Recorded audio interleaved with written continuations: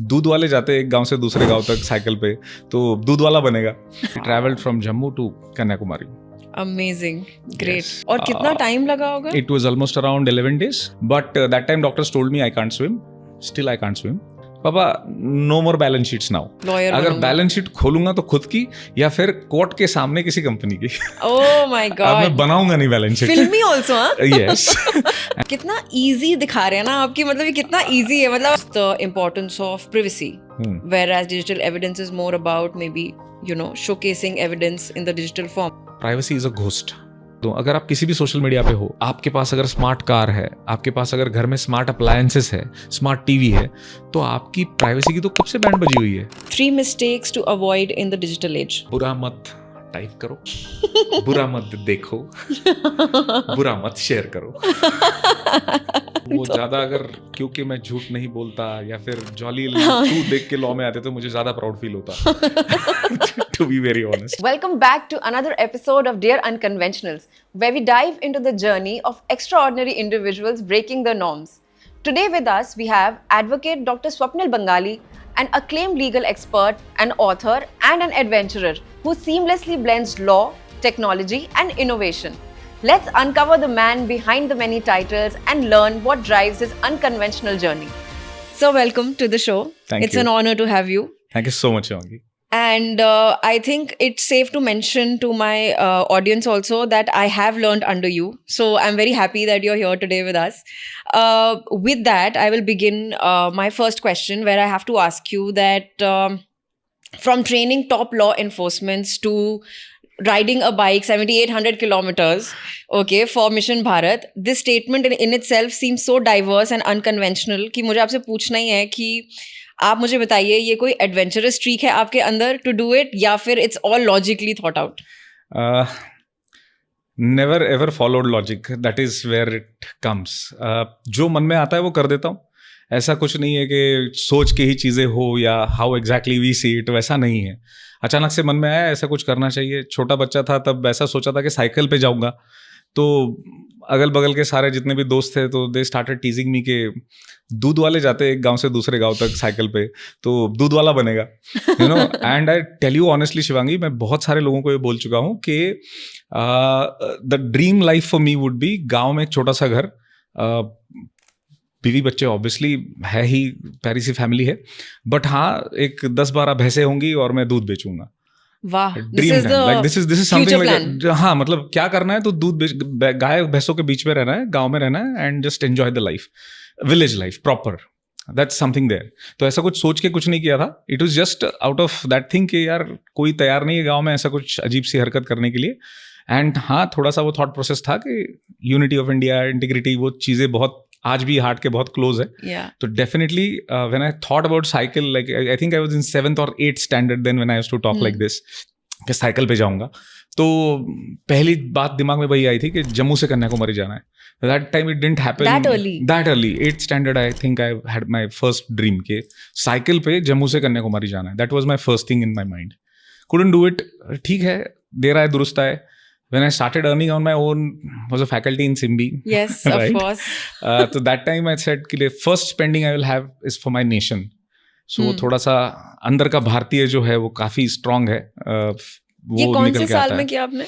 This was in 2006-7 में गया था मैं. अच्छा. 2007. I joined 2006 late September, और 2007 like whatever savings I had, 4 of us we went. Okay. NET की एग्जाम होती है फैकल्टी के लिए. It's a first thing to crack. तो हाँ, तो one of my friend had cracked the NET. मेरे दोस्त ने कहा कि तुम भी तो नेट क्रैक हुए हो, तो तुम्हारा पार्टी कहाँ है? तो मैंने कहा एग्जाम देना है तो एग्जाम तो पास होना ही है, तो उसमें पार्टी देने जैसा क्या है? तो do something really big then you should party. तो बहुत सारे लोगों ने, including my wife, she asked me. That time we were not married, we were just friends. Oh, just friends, just good friends. Just good friends. तो शायद वो पहला click उसको उसी टाइम आ गया था. हाँ, तो आई सेड कि बड़ा मतलब क्या, मतलब बचपन का एक सपना है कि मैं जम्मू से कन्याकुमारी चला जाऊं. अब थोड़ा सा व्हीकल बदल देते हैं. पहले साइकिल ड्रीम था, अब बाइक पे जाएंगे. And probably that was the time when she said हाँ लड़के में कुछ दम है, ऐसा लगा शायद उसको. Interesting. And then she also joined. Oh, she was also there. Okay. And बस थोड़ी सी प्लानिंग, थोड़ा सा physical fitness and then you there. और कितना टाइम लगा होगा? It was almost around 11 days. 11 days. 11 days. We traveled from Jammu to Kanyakumari. Amazing. Great. Yes. Another high ना, मतलब adrenaline etc. मतलब अच्छा लगता है कि ऐसा कुछ किया है लाइफ में, achievement. Yes, it is also because there are few things which people don't realize. They're small moments, but you should work onto it. When I was around the same time 7th 8th, मुझे बहुत तगड़ा electric shock लगा था accidentally and I was declared dead. So this life is a gift for me. तो तब जब मैं सोचता हूँ तो जो है वो कर लेना चाहिए. तो after that there was 6 years of treatment and so many punctures in my spinal cord and so on. Like बहुत स्टोरी बड़ा सैड है वो. But that time doctors told me I can't swim. Still I can't swim. And doctor said that you should be aware of your heights. थोड़ा height पे मत जाइएगा. But उल्टा हुआ. Like I go anywhere, hiking वगैरह सब जगह जाता हूँ. हाइट के ऊपर तो मैंने कर लिया है बहुत सारा वर्कआउट. कोई प्रॉब्लम नहीं होती. जस्ट थोड़ा सा स्विमिंग के साथ थोड़ा पंगा है. हमेशा जैसे पेरेंट्स भी बोलते हैं कि आप जो कुछ भी लाइफ में आगे करना चाहो करते रहना, अपनी एजुकेशन पूरी कर लो. Correct. With a small story I want to just ask you कि कई बार बच्चे जब क्लास 12 तक पहुंचते हैं तो उनसे दो चीजें कही जाती हैं. ऑफ कोर्स आपको अपनी फील्ड तो चुननी ही होती है कि आप क्या करना चाहते हैं based on the subjects that you have chosen. लेकिन जैसे ये कहा जाता है कि ठीक है, कुछ लोगों को लगता है कि इंटरेस्टिंग है लॉ, कुछ लोगों को लगता है कि it's a very dry subject और 5 साल 3 साल करने के लिए like do you have the bandwidth, मतलब क्या इंटरेस्ट रहेगा या नहीं.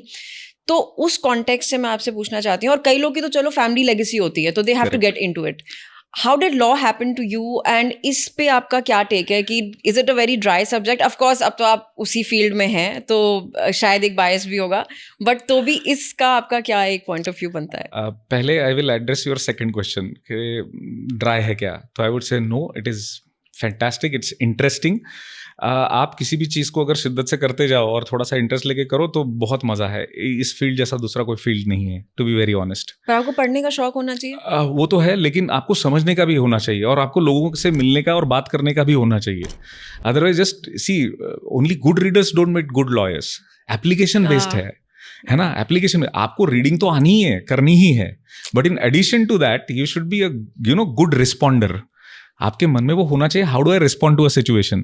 जब तक आप वो नहीं कर पाओगे तब तक आप कुछ भी नहीं कर पाओगे. और दूसरा एक कॉन्फिडेंस कि बात करूंगा तो सामने वाला कन्विंस हो ही जाएगा. उस लेवल का एक चाहिए, वो दम चाहिए, वो आग चाहिए. सो नेचुरली वो एक चीज़ होता है और बहुत इंटरेस्टिंग है. और आप हर एक केस में से कुछ ना कुछ सीखते हो. तो ऐसा नहीं हो रहा है कि आपके पास वही घिसी पिटी चीज़ें आ रही है और डेली रूटीन आपका सेट है, वही कर रहे हो. तो कुछ नया हमेशा होते रहता है लॉ में. That's why it is interesting. Now I come to your first question कि ये कैसे हुआ मेरे साथ. टू बी वेरी ऑनेस्ट, ये भी एक्सीडेंटली हुआ. Even though I was like under treatment. ये शौक का चल रहा था 6-7 साल. 8th 9th में मेरा शौक का एपिसोड हुआ था. एंड मेरे parents were little reluctant to send me out. अच्छा. और दूसरा मेरे पर्सनालिटी का एक छोटा सा प्रॉब्लम था कि मैं ऐसे नहीं सोचता था कि बस वो घिसा पिटा कि भाई उस जमाने में वैसे था. व्हेन आई बिकेम कॉमर्स या लॉ ग्रेजुएट जब मैं बना तो उस जमाने में मेरे साथ बच्चे जो पढ़ते थे उनके लिए पेरेंट्स का वो स्ट्रिक्ट गाइडलाइन था, डॉक्टर या इंजीनियर, है ना. वो सेट पैटर्न था. तो मेरे लिए वैसा कभी नहीं था. Like I was a kind of GK VK, बहुत सारे मेडल्स बहुत सारी ट्रॉफीज ऑफिस घर में आती थी जीके कॉम्पिटिशन्स के कारण और इलोक्यूशंस के कारण. बातें अच्छी कर लेता था, आज भी कर लेता हूँ शायद. तो वो थोड़ा सा था और इससे शौक से मैं उभर गया था तब तक. तो then I thought like commerce के बाद यूजुअली लोगों का होता है ना, एक तो सीए नहीं तो मैनेजमेंट. लाइक ठीक है, चलो ट्रीटमेंट कंप्लीट हो चुका है तो now I can go out. घर से बाहर निकलूंगा. छोटे गांव से आता था तो बड़े शहर में जाके सीए बनेंगे. तो वो जब चल रहा था तो there was a person under whom I was doing this, जो चार्टर्ड अकाउंटेंसी का उस टाइम पे इंटर्नशिप का बड़ा ही होता था. कॉमर्स ग्रेजुएट हो चुका था and then CA we were doing.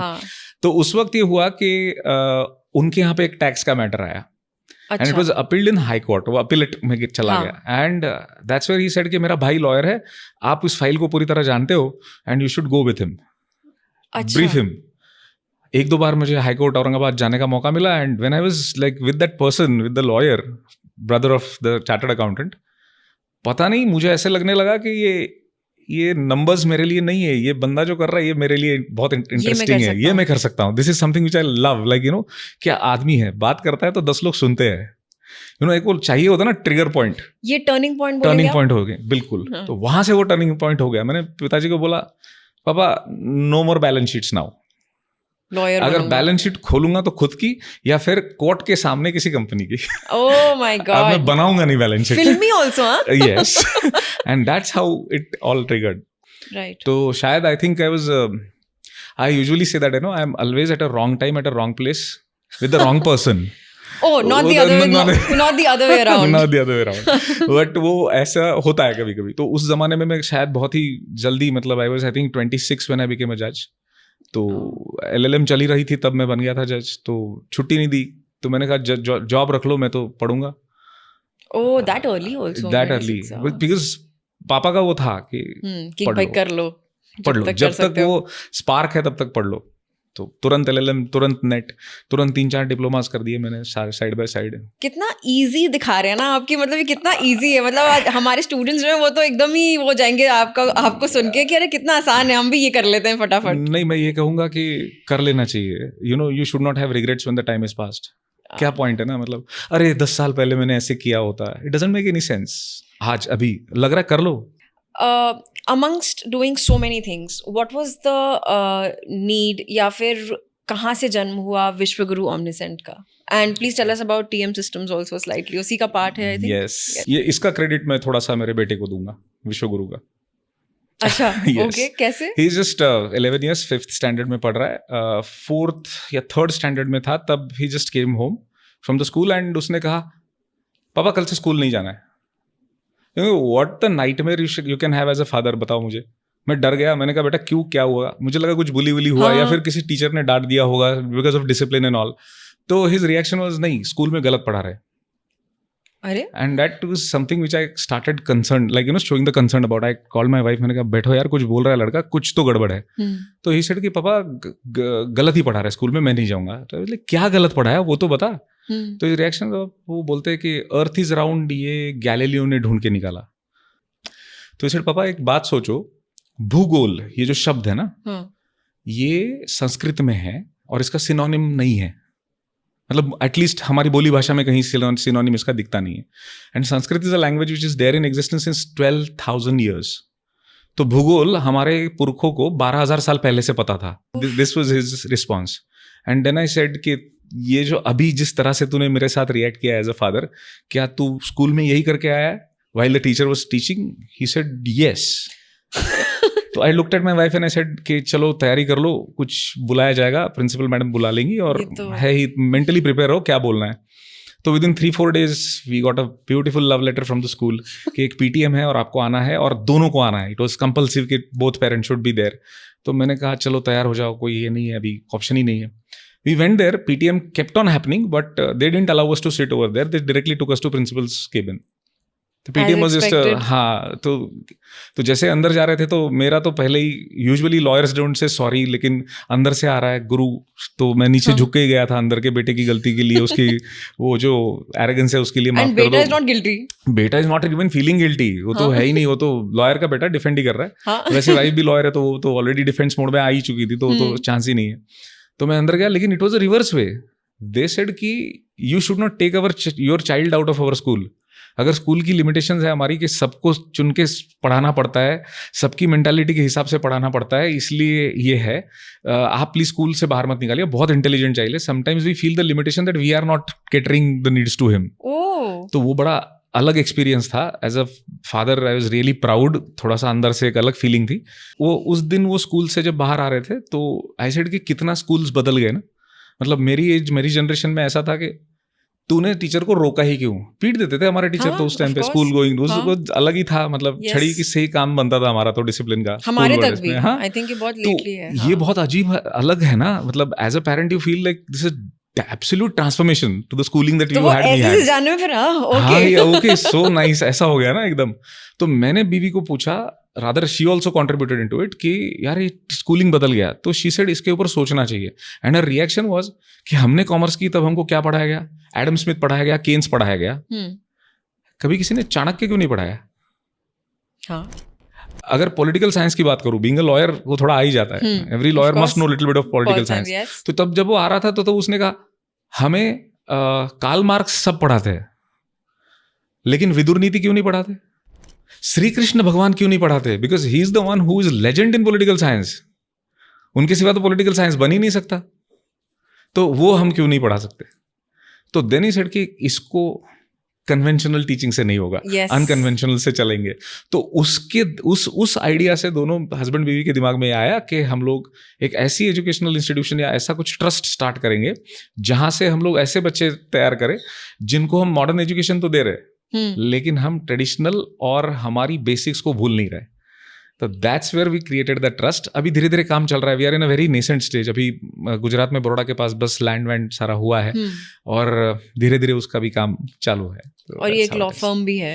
हाँ, तो उसमें हमारी दिक्कत ये हुई कि हमने कहा कि प्रोफेशनल जो काम है वो करेंगे ही करेंगे, अदर देन दिस फिलैंथ्रोपी चलता ही रहेगा. तो ऐसा नहीं होना चाहिए कि आइडेंटिटी क्राइसिस हो गया. तो हमने ये सोचा कि नहीं, हम हमारे लॉ फर्म का नाम भी विश्वगुरु ही रखेंगे. तो Vishwaguru omniscient is our law firm. Content creation के लिए Vishwaguru ingenious is one company that we are having, and Vishwaguru foundation is something where we are doing something like this, बच्चों के लिए education. Wow. And TM systems is, हाँ, तो अभी TM systems they are like we are integral part of it. एक बहुत बड़ी चीज है कि पीएचडी हुई थी मेरी साइबर लॉ में. बिल्कुल. साइबर फोरेंसिक्स एक नए एरिया में बहुत अच्छा एरिया है, मुझे ऐसा लगता है करियर के लिए, और लॉयर के लिए तो बहुत ही important because now it's coming up really well. तो दूसरा ऐसा हुआ कि बीवी she has done her forensic evidence and law. तो हमारा दोनों, उसका PhD forensic evidence and law में, तो वो थोड़ा सा मैच हो गया. तो हमने कहा कि जब भी केसेस आएंगी तो थोड़ा सा डिजिटल के ऊपर काम ज़्यादा होगा, डिजिटल एविडेंस के ऊपर काम ज़्यादा होगा. तो वो कर रहे थे, तब ये पता चला कि India has a very different problem, क्योंकि सर पूरी सारी साइड से कोई पढ़ाता नहीं है, एक ही साइड से पढ़ाता है. आप लॉ कर रहे हो तो लॉ ही पढ़ो. हाँ. वो थिंकिंग ज्यादा था. मल्टी डिसिप्लिनरी होना, ये सिर्फ आजकल क्या हो रहा है, एक फैशन बन गया है वर्ड. एक्चुअल में क्या कर रहे हो? A good lawyer is becoming a very good lawyer, ठीक है, लेकिन he is not a good technician. A very good technician doesn't know anything about law. तो इंटीग्रल पार्ट जो है टेक्नोलॉजी का, वो भी समझना जरूरी है. तो अब थोड़ा वक्त का बचाव, हाँ. कैसे बचाएंगे वक्त को? तो I started figuring it out that who is doing something about cyber forensics. तो ऐसे ही काम के सिलसिले में कुछ केसेस में कुछ डिजिटल एविडेंस ट्रैक करना था हमको. उस सिचुएशन में started taking help of TM system. Initially like वो कुछ होता है कुछ लोगों के साथ, जब मिलते हो तो आप इमीडिएटली चैनलाइज हो जाते हो. आप कभी नहीं लगता कि वाइब मैच हो जाती है. वाइब मैच हो गई और कभी लगा ही नहीं कि हम उस टीएम सिस्टम्स के बाहर है.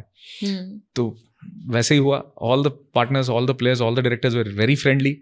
तो उन्होंने कहा कि हमें भी बहुत सारे लोग क्वेश्चन पूछते हैं कि सर ट्रैक तो कर लिया, एविडेंस का क्या, कोर्ट का क्या करेंगे, लिटिगेशन का क्या करेंगे. So we joined hands. आज हालत ये है कि हमारे पास 380 साइबर फोरेंसिक एनालिस्ट्स है जो अहमदाबाद में बैठते हैं.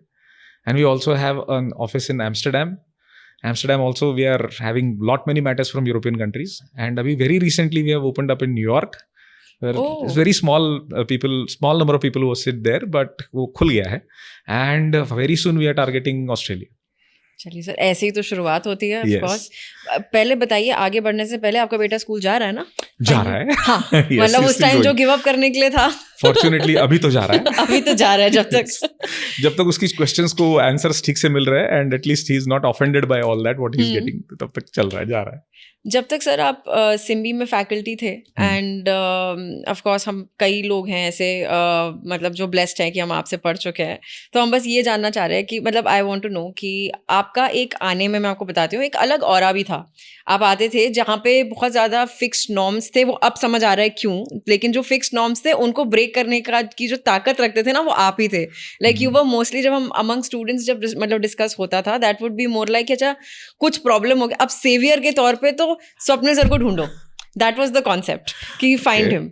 उस चीज़ के हिसाब से I want to ask you कि आज आपके पास अपनी फर्म है और आप और भी कई सारे लोगों के साथ आप काम कर चुके हैं, किस तरह के वर्क कल्चर में आप बिलीव करते हैं? मैं ये कहूँगा कि देखिए, निगेटिव बातें किसी लेवल पे जाके छोड़ देनी चाहिए.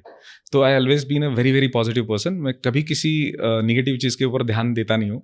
और तुम मेरी स्टूडेंट रह चुकी हो तो मैं तुमको ये बात ज़रूर कहूँगा कि और मैं आपको ये बता दूँ कि जो आपने कहा कि कैसे होता था, ऑरा होता था, तो मैं आपको सच बात बताता हूँ आज. हाँ. मैं ये सोचता था कि जब मैं क्लास में जा रहा हूँ, LLB के बच्चे ऑलरेडी 18 प्लस है, sound people, they have chosen their career, और उस वक्त मैं उनका वक्त बर्बाद कर दूं ऐसे ही जाके कुछ भी पढ़ा के आऊं. तो नहीं, मैं जाऊंगा तो पूरा प्रिपेयर करके जाऊंगा, नहीं तो बिल्कुल नहीं जाऊंगा। तो कुछ तो ऐसा हो कि 60 लोग आपका 1 घंटा 2 घंटा शांति से बैठ के सुने भी और आपको एंजॉय भी करे। क्यों करेगा कोई? Why should I give you 1 hour? कुछ तो एक्साइटिंग हो, कुछ तो इंटरेस्टिंग हो। तो अगर बच्चे 1.5-2 घंटा मुझे दे रहे हैं तो मैं कुछ उनको ऐसा दे दूं को जिंदगी भर उनके काम आए। तो मैं आपको कहता हूं आज कि मैं बड़ा नर्वस हो जाता था जब मैं क्लास में जा रहा होता था। बिल्कुल पता नहीं चलता था सर। क्यों नहीं लगता था? मैं बताता हूँ क्या था। आपने कभी मेरे हाथ में कोई नोट्स देखा है? कभी नहीं। पीपीटीज भी नहीं देखी? कभी नहीं देखी, कुछ भी नहीं था। हर टीचर के पीछे होती थी। मेरे में नहीं मिलेगी आपको, राइट? ये क्यों था? क्योंकि मैं बहुत पढ़ के आता था। अब मेरी प्रॉब्लम नर्वसनेस की ये नहीं थी, प्रिपेयर करके तो आ गए। प्रिपेयर तो हर एक करता है, कोई टीचर ये सोच के थोड़ी जाता है चलो आज गंदा पढ़ाते हैं। ऐसा तो नहीं होता है, राइट? हर एक टीचर जाएगा अच्छा ही पढ़ाने के लिए जाएगा। लेकिन मेरी प्रॉब्लम ये होती थी कि मैं इतना कुछ एनग्रॉस हो गया हूं उस सब्जेक्ट में, तो क्या जो मैं सोच के आया हूं या पढ़ के आया हूं वो इस 1 घंटे में बच्चों को दे पाऊंगा या नहीं। तो there used to be always that adrenaline rush that I had just few minutes before entering the class. तो मेरा एक वो रिदम होता था और मुझे आज भी लगता है ये चीज कि जिस दिन मेरा वो एड्रेनलिन रश खत्म हो जाएगा, I will stop training, I will stop teaching. ये आप अपनी ट्रेनिंग में फॉलो करते हैं? यस, आज भी करता हूं। ये होता है आज भी। मेरा वो है कि वो रिदम में आ जाता हूं। बस मुझे वो 2 मिनट लगते हैं when I am actually going in coming out. वो जाने का जो फील है ना, जब एंट्री करता हूं तब वो एड्रेनलिन रश नहीं होगा। उस दिन से मैं ट्रेनिंग बंद कर दूंगा। आई विल स्टॉप, कुछ नया करेंगे। हाँ, that's the point, reinventing yourself कि अब कुछ और। हाँ। और आपके पास तो बहुत ही फिक्स्ड मोमेंट्स भी आ जाते हैं जहाँ पे आपको वो स्विच आ जाता है, जहाँ आप रियलाइज कर लेते हैं कि अच्छा ओ बस हो गया। हाँ, and all, and it should be like that. तो फिर तो आप टीचिंग में भी अपने आप को काफी री इन्वेंट करते होंगे, बिकॉज जब हम लोग स्कूल में पढ़ते हैं तो वही टीचर सेम टेक्स्ट बुक्स सालों से वो पढ़ा रही है। आगे तो हम जा रहे हैं ना, हम तो क्लास रिपीट नहीं कर रहे, हम 4 में गए 5 में गए, बट वही टीचर 4th क्लास में आपको इतनी बार मिल जाएंगी। उसके पीछे कोई सीक्रेट होती है। आप पढ़ाई का मतलब ये समझ रहे हो कि आपने एक सब्जेक्ट को बस ग्रास्प कर लिया, थोड़ा बहुत उसकी इंस आउट बना ली, हो गया। तो वैसा नहीं है। लॉ में डायनामिक्स हर दिन, हर घंटे, हर सेकंड बदल रही है। पहले हम सोचते थे कि डिजिटल एविडेंस इतना इंपॉर्टेंट हो जाएगा, आज बहुत इंपॉर्टेंट है। और आज रादर सब जगह डिजिटल एविडेंस ही है। हाँ, है ना? चीजें बदल गई। जब ये सोचते हैं तो definitely you have to keep yourself abreast. अगर आप अपडेटेड नहीं है तो आपका कोई वैल्यू नहीं है। With that, sir, I have to ask you, we'll come into something about legal awareness also now, because I think हमारे जनता को काफ़ी कुछ है, काफ़ी misconceptions हैं, काफ़ी उनको myths रहती हैं, काफ़ी awareness होनी चाहिए आजकल के ज़माने में। जब आपने जैसे कि कहा कि आजकल का ज़माना डिजिटल एविडेंस पे चला गया है, डिजिटली हम काफ़ी साउंड हैं और इसकी अवेयरनेस भी बहुत ज़रूरी है। उसको शुरू करने से पहले एक क्वेश्चन जो मैं आपसे पूछना चाहूँगी वो है कि जैसे आपका अब नाउ वी नो कि IPC, CrPC and Indian evidence act, ये तीनों को रिपील किया गया है। इसके पीछे एक तो क्या कारण रहा होगा, और उसके बाद I want you to tell me कि क्या ऐसी चीज़ है इसके बारे में अबाउट द चेंजेस जो कि have come about which are viewers should now in today's time definitely know about. Great, एक तो बहुत इंपॉर्टेंट और कॉन्टेम्प्रेरी सवाल है। Thank you for this question. First scene कुछ ऐसा था कि हमारे यहाँ लॉ कोर्ट्स और लॉयर्स कहते ही एक बॉलीवुड ने एक बड़ा सा सीन क्रिएट करके रखा था। सनी देओल को दिखा देते थे चिल्लाते हुए तारीख पे तारीख, तारीख पे तारीख। That was the impression of lawyers and law courts in India for a normal layman. ऐसा क्यों हुआ? क्योंकि हमने उसके ऊपर रिवर्क ही नहीं किया। जो ब्रिटिशर्स छोड़ के गए थे उसी को 150 साल तक चला लिया। अब सवाल ये उठता है, ब्रिटिशर्स यहाँ राज करने के लिए जो भी बना के गए थे, अब उसी को आप फॉलो करेंगे तो काम नहीं बनेगा, डायनामिक्स बदल जाती है। इतना टाइम लोगे तो मतलब वो एरिस्टोटल की बात सही हो जाएगी कि justice is something which rich can afford and poor seek to achieve. Aristotle ने कहा था शायद, तो वैसा हो जाएगा। किसी को तो वो बदलना पड़ेगा। तो thanks to this government, thanks to honourable prime minister कि उन्होंने इसके बारे में सोचा कि ये इंप्रेशन गलत है। और मुझे ऐसा लगता है कि ये सारा लीगल एजुकेशन का भी एक बहुत बड़ा इंडिया में अजीब सा सिनेरियो रहा है कि स्कूल में देखो केमिस्ट्री से लेकर ज्योग्राफी तक सब पढ़ा देते, किसी ने कोई लॉ नहीं पढ़ाया हमको। यस, छोटा मोटा वो नाम के लिए सिविक्स पढ़ा देते जिसमें फंडामेंटल राइट्स और 2-4 चीजें बातें बता देते, बस गवर्नमेंट कैसे चलती है, बस उतना ही। उससे ज्यादा कुछ नहीं मिलता। फॉर्मल ट्रेनिंग तो होती नहीं है। तो हमने मान लिया था कि भाई लॉ और कोर्ट्स मतलब क्या, तो सनी देओल चिल्ला रहे तारीख पे तारीख, तो कहीं तो इस सिस्टम को बदलना पड़ेगा।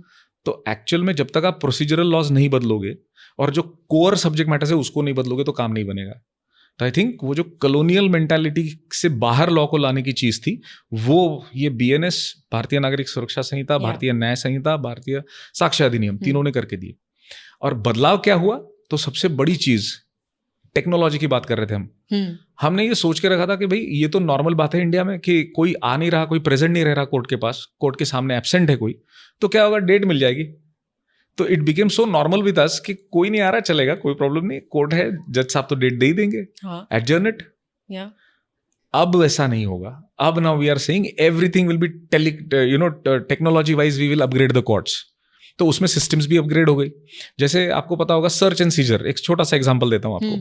पहले ये होता था कि भाई पुलिस आ गई सर्च करने के लिए, कुछ चीजें उठा के लेके गई, पंचनामा हुआ, पंचों ने सिग्नेचर किए थे, मुझे एक रिसीट पकड़ा दिया गया, मेरे यहाँ से 4 चीजें उठा के लेके गए। बाद में बंदा डिफेंस में कहता था सर एक चीज चोरी हो गई है, या ये चीजें नहीं थी, इसके अलावा भी कुछ था। और उस सर्च की पूरी सिस्टम को ही, उस प्रोसीजर को ही वो चैलेंज कर देता था। अब ऐसा नहीं होगा। क्यों नहीं होगा?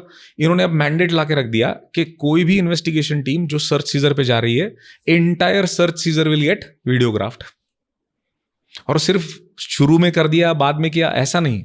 जब पंच सिग्नेचर कर रहे होंगे पंचनामे पे, तो वो चीज भी वीडियोग्राफ में आनी चाहिए।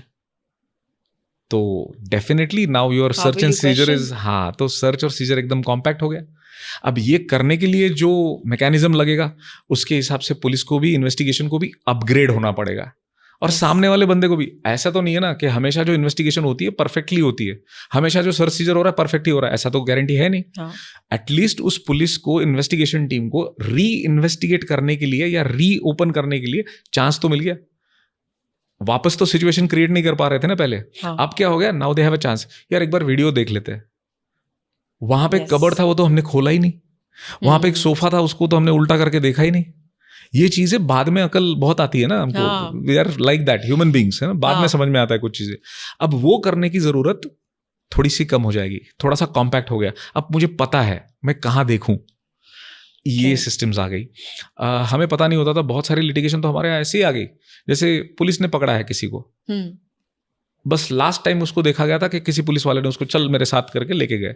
कितनी सारी मैटर्स हुआ करती थी पहले जिसमें हम कहते थे हेबियस कॉर्पस लग गया, produce the body before court. हाँ, पुलिस ने अब तक पूरा दिया नहीं है ब्यौरा, अरेस्ट किया है नहीं, ठीक से पता नहीं, बस लेके गए उसको। ये होता था पहले, क्योंकि इतना ज्यादा टेक्नोलॉजी का यूज नहीं होता था। आज की डेट में हो गया। अब इन्होंने क्या कर दिया, अरेस्ट किया है तो आपको सिस्टम अपग्रेड करनी पड़ेगी। एक डेसिग्नेटेड पुलिस ऑफिसर होगा जो जितने भी लोग अरेस्ट हुए हैं उनको डिजिटली अपग्रेड करेगा इन्फॉर्मेशन। सब जगह दिखेगी, पुलिस हेडक्वार्टर्स में दिखेगी, पुलिस स्टेशन में दिखेगी, जिला मुख्यालय में दिखेगी, जनरल पब्लिक को दिखेगी। अब क्या हुआ, वो जो लिटिगेशन खामखा हो रही थी ना, बंदा मिला नहीं, एक दिन से गायब है, पुलिस शायद उठा के लेके गई थी, ये सारा सिस्टम बंद। Which will also prevent the delays in the justice system. Correct. और दूसरा सबसे बड़ी चीज, जो बुजुर्ग लोग हैं, जो बीमार है, छोटे बच्चे हैं, औरतें हैं, नहीं जाना चाहती कोर्ट, अब क्या करें? वीडियो कॉन्फ्रेंसिंग है ना, now they are upgrading the procedure accordingly. आप ये कर सकते हो। हाँ, ऐसा नहीं है कि आपके पास वीडियोग्राफी है, वीडियो कॉन्फ्रेंसिंग की फैसिलिटी है, इसलिए आप कोर्ट नहीं जा रहे हो। आपको आना है, प्लीज जाइए, कोई प्रॉब्लम नहीं है। That option is been open now, जो पहले नहीं था। पहले समन था तो आपको होना ही है अपीयर। Natural scenario. मैं अभी बीच में जयपुर हाईकोर्ट में अचानक जाना पड़ा, अचानक, वो था ही वैसा matter important, cannot disclose the details, but जाना पड़ा। उसी दिन बाहर हाईकोर्ट में, दूसरे हाईकोर्ट में मैटर चल रहा था, तो just as a precaution mail लिख देते हैं हम लोग रजिस्ट्रार को, या फिर नहीं हो रहा है तो उस दिन इंपॉर्टेंट कुछ है तो रिस्पॉन्स कम्स की आपका बोर्ड अगर उस टाइम पे उधर है तो आफ्टरनून में आप वीसी ज्वाइन कर सकते हैं। तो अब देखिए, मैं 2 हाईकोर्ट में एक ही दिन पेश हो रहा हूँ ना, इट्स पॉसिबल ना। क्यों पॉसिबल है? क्योंकि हमने प्रोसीजरली अब अपीयरेंस भी, वो तो होना ही था, पोस्ट कोविड हमने सीख लिया था। तो अब तो नॉन अपीयरेंस की वजह से मैटर एडजर्न भी नहीं होगा। एडजर्न नहीं होगा, और इसीलिए अब बीएनएसएस में इन्होंने प्रावधान ही कर दिया, मैक्सिमम एडजर्नमेंट्स कितनी होगी? 2। It is wonderful, it is saving time. गलतियां होगी, कुछ सीखने को मिलेगा, कुछ चीजें ठीक नहीं होंगी, हम एक्सपेरिमेंट करेंगे, उसको ठीक करेंगे, फिर आएंगे। बिल्कुल। लेकिन कुछ करो तो, बदलाव तो लाना, कोशिश तो करिए। तो बदलाव के लिए मैं कहता हूं बेस्ट चीज है बढ़िया है। फोरेंसिक का इंपॉर्टेंस बढ़ गया वैसे। हाँ, वो भी एक बड़ी चीज है कि 7 साल से ज्यादा जितने भी ऑफेंसेस पनिश कर रहे हैं, हर चीज में फोरेंसिक को आना ही पड़ेगा इन्वेस्टिगेशन के वक्त। बहुत अच्छी बात है, बिल्कुल अच्छी बात है, और उससे भी स्पीड अप होता है प्रोसेस, Process और होता है। आपका एविडेंस टैम्परिंग बच जाएगी। करेक्ट। स्पेशली पीछे हम लोग बात भी कर रहे थे, और वन ऑफ माय एपिसोड्स में भी है, because of the huge tampering and forensics time पे नहीं आए, तो because of that Aarushi Talwar case was also correct. Totally botched up, correct. और आज भी उसका जस्टिस उसी वजह से नहीं हाँ, मिल पाता है। आप जरा सोचिए, कितने सारे एग्जाम्पल्स है। सुशांत सिंह राजपूत सेलिब्रिटी थे, बिल्कुल, इतना बड़ा आदमी, ऐसे ही यूं ही इन्वेस्टिगेशन नहीं हो रहा। कैसे नहीं हो रहा? फोरेंसिक्स अगर उतने लेवल पे यूज होता तो शायद बिल्कुल हो जाता, सॉल्व हो जाता। आरुषि तलवार सेम थिंग। यस। हाँ, तो आप जरा सोचिए, अब लॉ में क्या आया, 2022-23 से बहुत सारी चीजें बदल गई। देखिए, क्रिमिनल प्रोसीजर आइडेंटिफिकेशन एक्ट एक पास हुआ है। क्या कहा उन्होंने? 1 साल से ज्यादा जिस ऑफेंस में सजा हो चुकी है, बंदा अंदर है, जेल में है, उसका हम डीएनए प्रोफाइलिंग करना शुरू कर देंगे। ऐसे लोगों का डीएनए प्रोफाइलिंग बनता रहेगा तो क्या होगा? बाहर निकल के सोचिए, किसी क्राइम में वो इन्वॉल्व हो गया वापस, most of the case it happens that way. अगर ऐसा हो रखा है तो हमें, हमारे यहाँ की लीगल सिस्टम क्या कहती है? Prove beyond reasonable doubt. सारा का सारा लोड तो हमने प्रोसिक्यूशन पे देके रखा है कि भाई तुम प्रूव करो, है ना? तो अब क्या हुआ कि जैसे ही मैंने ये कहा कि फोरेंसिकली डेटा बनना शुरू हो गया, प्रोफाइलिंग बनना शुरू हो गया, तो अब हम प्रोसिक्यूशन को इतना तकलीफ नहीं देंगे। भाई उस क्राइम सीन पे तुम्हारा डीएनए प्रोफाइलिंग, डीएनए मिला, मैच हुआ, तो तुम वहां पे थे, अब इनोसेंस तुम प्रूव करो। थोड़ा सा वो प्रोसिक्यूशन का दोनों पे बराबर तो हो, थोड़ा सा अगर नहीं हो तो एक पे ज्यादा, एक पे हाँ, कहीं तो वो बढ़े। और ये बात बदलाव की है, ये एक्सेप्टेंस की है, ये करनी चाहिए। इतने सालों से चला रहे थे, क्या हुआ? See, we are living in a country where once upon a time one of the chief justices of India, honourable chief justices of India, had cried before the prime minister कि अगर 43 साल तक हमारी सारी जुडिशरी बिना छुट्टी लिए काम करेगी तो एक दिन 43 साल बाद ऐसा आएगा जब जिस दिन मैटर फाइल हुआ उस दिन रीड होगा। तो ये बहुत अच्छी साइन नहीं थी, कुछ तो चेंज करना था। तो शायद ऑनरेबल प्राइम मिनिस्टर ने वो सोचा होगा कि नहीं, अब तो नहीं, अब 43 साल बिना छुट्टी के तो रह नहीं सकते जजेस। बिल्कुल। तो let's have some changes in the law which could save time. तो उस हिसाब से देखा जाए तो फॉरवर्ड लुकिंग लॉ है और बहुत अच्छा है। अगेन आई वुड से कि we are in a transformational stage. कुछ टाइम लगेगा, कुछ महीने, कुछ साल लगेंगे, इसका आइडिया आ जाएगा, इसका यूटिलिटी हो जाएगा, तो हम अपने आप उस सिचुएशन में आ जाएंगे कि हाँ, इसमें भी कुछ नुक्स है, चलो इसको भी थोड़ा सा और अपग्रेड करते हैं। ऐसा हो सकता है, डेफिनेटली। लवली। सर, आप कई सारे इंस्टीट्यूट्स में जाके ट्रेनिंग देते हैं, in police academies also, CBI officers also, stock market experts also. Please tell me कि what has been your role as a trainer when you train such law enforcements today? That is something very close to my heart. But पहला तो ये कहूँगा कि क्यों करते हैं, इसका तो बेसिक आइडिया बता देता हूँ क्या है। कि अब पेट भर रहा है। जब इंसान का पेट भरा होता है ना, तो बड़ी अच्छी अच्छी बातें इंसान कर लेता है, तो वैसा वाला चीज़ है। मतलब क्या है कि मैं इस बात को मानता हूँ कि जो लोग ये कहते हैं ना पैसा सब कुछ नहीं होता, छोटी छोटी चीजों में खुशी वगैरह, बात सही है। हाँ। लेकिन पैसा जरूरी भी है ना। ये बात भी वही लोग करेंगे जिनके पास पैसा है। मतलब ये मैंने कभी किसी और जिसके पास नहीं है नहीं सुनी ये बात। मेरा तो मानना ये है कि ये बात जो है ना, ये अमीर आदमी के मुंह से ही अच्छी लगती है। हाँ, पैसा सब कुछ नहीं होता, ये बात अमीर आदमी के मुंह से अच्छी लगती है। ठीक है, अब लिविंग दैट पार्ट, अब क्या है कि आपका भी तो कोई दायित्व बनता है। आप लॉयर हो, आप जानते हो कि आप you can earn well to your family, for your family.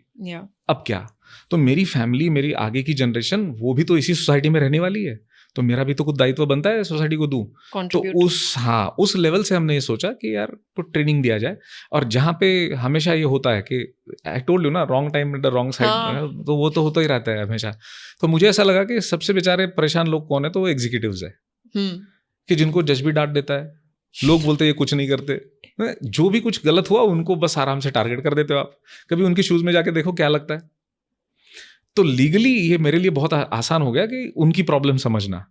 तो मैंने कहा यार ट्राई करके देखते हैं। तो समटाइम्स बैक कुछ 10-12 साल पहले अचानक से कोई ढूंढता हुआ आया था मुझे कि यहाँ कोई PhD इन IT लॉ किया हुआ कुछ बंदा है, प्रोफेसर, ऐसा हमने सुना है, तो बात करनी है। इनकम टैक्स डिपार्टमेंट था, कोई बात करने के लिए आ गए और शुरू हो गया। उन्होंने कहा हमारे ऑफिसर्स को ट्रेन कीजिए डिजिटल एविडेंस पे, तो वो किया। तो टीचिंग में और उसमें वो फर्क था, and that was again same thing, this is different. Teaching to a student is different than training the accredited agencies, क्योंकि वहां जाके मैं ABC से स्टार्ट तो कर नहीं सकता, because they know ABC of everything what they are doing. तो वहां पे मुझे बहुत ज्यादा एक्साइटमेंट हुई, अच्छा लगने लगा। क्यों? क्योंकि वहां मुझे सवाल ऐसे नहीं आते सर इसका मतलब क्या होता है। वहां पे ये होता था कि सर इस मैटर में हमने ये कर दिया है, अब यहाँ दिक्कत है, अब व्हाट डू वी डू, अब क्या होगा, अब क्या होगा, अब कोर्ट में क्या होगा। अब ये जो चीज है ना, this is something which is actual application of law. Yes. तो मैं उसमें बड़ा आई स्टार्टेड एंजॉइंग दैट, और उससे देखिए आप एक बार उस चीज़ का मजा लेने लगते हो ना, अपने आप चीज़ें आने लगती है। इनकम टैक्स हुआ, CBI हुआ, ED हुआ, GST हुआ, पुलिस हो गया, बहुत सारी चीज़ें। इन CBI ऑफिसर्स को या फिर पुलिस जो कर्मचारी होते हैं, इन लोगों को सबको ट्रेन करने में सिस्टम के अंदर आपने उनसे डिस्कशन में या ट्रेनिंग सेशन के दौरान कुछ ऐसा सेटबैक ड्रॉबैक्स डिस्कवर किए जो ऑफ कोर्स आपको एज एन आउटसाइडर नहीं पता होंगे, क्योंकि एज अ लॉयर, क्योंकि उनसे interaction through out the career तो मतलब होता नहीं, और उनके इंटरनल सर्कमस्टांसेस में क्या चलता है हमें नहीं पता चलता है। बट क्या उनसे इंटरेक्ट करने में आपको कुछ ऐसे ड्रॉबैक्स हमारे सिस्टम के दिखे जिनमें फॉर एग्जाम्पल हमारे ये पुलिस ऑफिसर्स भी सफ़र करते हैं? कहूँगा कि एडेप्टेशन की बात है। आप इस चीज़ को कैसे देख रहे हो? बहुत सारे लोग ऐसे भी थे ना, जब नया लॉ आने की बात हुई और नया लॉ आ भी गया, तब दे वर लाइक अरे यार क्यों बदल रहे हो। लोगों के बेसिक क्वेश्चंस थे। सर्च सीजर को जाएंगे, वीडियोग्राफ करना है, सर फिर वीडियोग्राफी के लिए फैसिलिटी गवर्नमेंट देगी या हमें हमारा फोन यूज करना पड़ेगा? सर फिर हमारे यहाँ उतना स्टोरेज नहीं हुआ तो। हाँ, see these questions are very basic questions, बहुत ही वैलिड भी है और ये जेन्युइन प्रॉब्लम है बेचारे की। क्या करेगा? तो क्या होता है, मुझे ऐसा हमेशा लगता है कि आप जब भी कोई बदलाव लाते हो या जब भी लीगल एनफोर्समेंट की जब आप बात करते हो, एनफोर्समेंट एजेंसीज की तरफ देखते हो, तो दो तरीके होते हैं इंडिया या किसी भी कंट्री में। एक तो आप टॉप टू बॉटम अप्रोच कर लो, या उल्टा करो कि पहले समझो क्या हो रहा है नीचे and then you try to give the solution, लेकिन उतना हो नहीं पाता। तो हमारे यहाँ क्या होता है कि top to bottom is always preferred. तो वो भी एक बहुत अच्छा आइडिया, मैं इस गवर्नमेंट को उसलिए बहुत ज्यादा मुबारकबाद दूंगा कि they didn't do it like flash of a button कि चलो कल से लॉ। यूजुअली हमारे यहाँ looking at our honourable prime minister, this is been the trend. रात को 8 बजे आ जाएंगे, हाँ रात को 8 बजे आ जाएंगे, ऐसे करके बोलेंगे आज रात 12 बजे से ये चालू ये बंद, ये नोटबंदी, ये बहुत मतलब उस चीज के लिए बड़ा अलग लेवल का कॉन्फिडेंस और वो चाहिए है, वो बंदे में दम है no doubt. But at the same time आप सोचिए यहाँ वैसा नहीं हुआ। यहाँ हमारा लॉ तैयार हो चुका था दिसंबर महीने में ही, हमने इंप्लीमेंट कब किया? 6 महीने बाद। और 6 महीने मेरे जैसे लोग 6 महीने बहुत बिजी हो गए थे। 1 जुलाई को आ रहा है, चेंज हो रहा है, सारी इन्वेस्टिगेटिव एजेंसीज के सामने जाके यही बोल रहे थे हम लोग, ये होगा, अब ऐसे होगा वैसे होगा। MPA महाराष्ट्र पुलिस एकेडमी हो गया, गुजरात में कर लिया, बहुत सारी एक्रेडिटेड एजेंसीज के साथ कर लिया, वही होता था। तो सबसे पहले उनकी बेसिक चीजें यही होती थी। तो मुझे ऐसा लगता है चैलेंजेस जब आप पूछती हो ना, तो मुझे ऐसा लगता है कि जब लॉ बदलने वाला होता है, कोई सिस्टम बदलने वाला होता है, तो कहीं ना कहीं एक डिपार्टमेंटल लेवल पे SOP की भी जरूरत पड़ती है। कुछ डिपार्टमेंट्स के पास हमारे यहाँ फैंटास्टिक SOPs है कि डिजिटल एविडेंस के साथ कैसे डील करना है, फोरेंसिक्स के साथ कैसे डील करना है, देयर अवेयर। कहीं कहीं वो नहीं है। अब जहां नहीं है वहां पे ये बेसिक क्वेश्चंस बहुत आएंगे। बिल्कुल। तो वहां पे मुझे ऐसा लगता है कि आपने top to bottom approach adopt कर लिया, आपने उनको वक्त दे दिया, बहुत अच्छी बात है। लेकिन eight the same point of time उस डिपार्टमेंट का या उन इन्वेस्टिगेटिव एजेंसीज का भी एक दायित्व है, उनको ये सोचना है बदल रहा है तो आपके हाथ में तो कुछ है नहीं अभी, तो आपको इम्प्लीमेंट करना पड़ेगा। हाँ। तो क्या आपने आपकी खुद की डिपार्टमेंट के लिए कुछ SOP बनाया, स्टैंडर्ड ऑपरेटिंग प्रोसीजर बनाई, ताकि मैं जाके ये तो कह सकूं कि हाँ ये आने वाला था, हमको थोड़ा आइडिया था, अब हमने खुद को तैयारी कर ली है। देखिए छोटा बच्चा भी एग्जाम जाता है तो 2 हफ्ते की प्रिपरेशन कर ही लेता है। हाँ। तो यहाँ पे तो आप कंट्री की लॉ एनफोर्समेंट की बात कर रहे हो, तो एनफोर्समेंट एजेंसीज को ये समझना पड़ेगा कि भाई नया जो आया है बस क्रिटिसाइज मत करो, अपनी खुद की तैयारी करो और फिर देखो, फिर मजा आएगा। और साथ तो दो, it's very easy to sit and then criticise कि हमारी गवर्नमेंट ये चीज करी, बट आप उसमें साथ तो कहीं नहीं दे रहे ना उनका। मैं आपको एक छोटा सा इस पे छोटा सा एग्जांपल देता हूँ। जब ऑनलाइन फाइलिंग स्टार्ट हुई ना कि लॉयर्स अभी ऑनलाइन फाइलिंग करेंगे, बार बार वो कोर्ट में आने की जरूरत नहीं। तो मुझे याद है महाराष्ट्र में लगभग 2 हफ्ते तक 3 हफ्ते तक लॉयर्स एसोसिएशन ने कोर्ट में खड़ा रहना बंद कर दिया था, बायकॉटिंग द कोर्ट, स्ट्राइक नहीं करेंगे ऑनलाइन, क्योंकि गांव में कहाँ इंटरनेट होगा, ये होगा वो होगा, ऐसे सवाल आए। आज क्या स्थिति है? आज उल्टे वो सारे लोग खुश है कि कम से कम ऑनलाइन हो, तो फाइल तो हो रहा है ना, आगे तो बढ़ रहा है, हो रहा है, आपका रुका नहीं है। हाँ, और दूसरी सबसे बड़ी जुगाड़ है ना सर, अल्टीमेटली इंडियन ग्रेट जुगाड़ कहते हैं जिसको, फाइल गायब है, अगला डेट। आज फाइल गायब नहीं होती, सब कुछ ऑनलाइन अवेलेबल है, सब है। तो ये बदलाव है, और इसको जब तक जितना जल्दी हम लोग अडॉप्ट कर लेंगे उतना अच्छा है। हाँ, पहले तो आपके कोर्ट्स वगैरह में पियोन ही गायब कर देगा फाइल कि भैया नहीं मिल रही। तो उसके लिए क्या वक्त, हमारे लिए लिटिगेशन में वक्त इज मोर इम्पोर्टेंट ना, वो टाइम के साथ खेलना वही तो होता है। बिल्कुल। जो बंदा, देखिए मैं तो कभी कभी सोचता हूँ, बहुत बार जुडिशियल एकेडमी जाना होता है तो मैं उनको कहता हूँ कि बहुत गलत बात बोलते हैं हम लोग इंडिया में कि किसी अक्यूज का ट्रायल है। जी नहीं, जज साहब का ट्रायल है। पता है क्यों? जिसने कांड किया है उसको तो पता ही है कि मैंने क्या किया है। हाँ। जिसके साथ कांड हुआ है उसको तो पूरा पता है कैसे हुआ मेरे साथ, किसने मेरा ये हालत किया। एक ही तो बंदा है जिसको पता करवाना है कि एक्चुअल में हुआ क्या है, तो ट्रायल उसका होना चाहिए। तो जज साहब को तो पता करवाना है ना कि हुआ क्या है एक्चुअल में। हाँ। तो एक्चुअली जज is on trial. That's a unique perspective. Right. तो जब आप इन पुलिस ऑफिसर्स को, जब आप, जैसे मैं कह रही हूँ, आपने जैसे ट्रेन किया, आपके बात करने का तरीका, आपका approach to a lot of things बहुत ही ओपन माइंडेड और न्यू एज है, if I may say so. क्योंकि हमारे पुलिस ऑफिसर्स या फिर कुछ एक्सपर्ट्स अपने माइंडसेट्स में और अपने तरीकों में इतने मन जाते हैं और सेट हो जाते हैं। क्या आपको कभी कोई रेजिस्टेंस या पुशबैक मिला है आपके अप्रोच की वजह से, और उन्होंने बोला है कि ये केस देख लो, इसमें आप कैसे करोगे ये चीज़, आप ये तो सिर्फ कहने वाली बात है? क्या वो चीज़ में प्रॉब्लम आती है आपको कभी? कभी कभार हो जाता है ऐसा, because people think only in one way, क्योंकि प्री कंसीव्ड नोशन लेके आए ना। हर इंसान की ये प्रॉब्लम होती है ना कि जो मुझे पता है वही सबको मैं बताऊंगा, या मेरी तरीके से ही हो तो अच्छा है। तो कभी कभी वो चीज़ होती है। जैसे मेरे पास एक मर्डर ट्रायल आया था जिसमें इन्वेस्टिगेशन में पुलिस ने भी और बाद में सीआईडी ने भी ये लिख के दे दिया था समरी रिपोर्ट कि भाई क्राइम तो हुआ है, मर्डर हुआ है, बट अज्ञात आदमी के अगेंस्ट एफआईआर है भाई। कुछ नहीं मिल रहा इन्वेस्टिगेशन में। सीआईडी तक पहुंचा तो बाद में पता चला कि नहीं उसके कुछ इधर उधर के रिलेशंस होंगे, उसमें से कुछ आ गया होगा मिसक्रिएंट एलिमेंट, मार दिया उसको। अगर आप तो ऐसे जस्टिफाई कर रहे हो एज एन इन्वेस्टिगेशन के अच्छा हुआ उसको मार दिया, ये तो सही नहीं है ना। आप ढूंढ नहीं पा रहे हो तो इसका मतलब ये होगा कि वो आदमी गलत था। फिर हमने कहा कि नहीं, फैमिली हमारे पास आई, हाईकोर्ट में हमने पिटीशन लगाई, हमने कहा कि नहीं, ये जब कुछ नहीं होता ना तो डिजिटल एग्जिस्टेंस हो ही जाता है कहीं ना कहीं। तो मर्डर हुआ है, कुछ बाबा आदम के ज़माने में तो नहीं हुआ, 3-4 साल पहले हुआ है। बिल्कुल। मोबाइल फोन्स निकालो, टावर डंप निकालो। तो टावर डंप जब निकाला, टावर डंप यानी लोकेशन पे कितने मोबाइल फोन्स एक्टिव थे उसका डेटा निकलवाया, तो बराबर उसी वक्त पोस्टमार्टम की वजह से हमारे पास मर्डर का टाइम और डेट था। हमने कहा कि उस वक्त देखिए वहाँ पे कितने मोबाइल चालू थे, बराबर 6 मोबाइल चालू थे। Today 6 people are in the jail. 2 लोग because of their health conditions and because of their age they are out, but हम उनको भी करवाएंगे अंदर, कोई प्रॉब्लम नहीं है। तो ये क्यों हो पाया? पहले तो रेजिस्टेंस था ना। सर कहाँ मोबाइल फोन वगैरह, कहाँ, ऐसा थोड़ी निकलता है। This was the attitude. ग्रामीण इलाका था, रूरल एरिया था, जहाँ से ये आया था हमारे पास। लेकिन जब हमने ये करना शुरू किया तो दे लाइक अरे ऐसा इससे भी हो सकता है इन्वेस्टिगेशन। तो है, शुरू में होता है, जब आपको पता नहीं होता तो आप रेजिस्ट ही करते हो।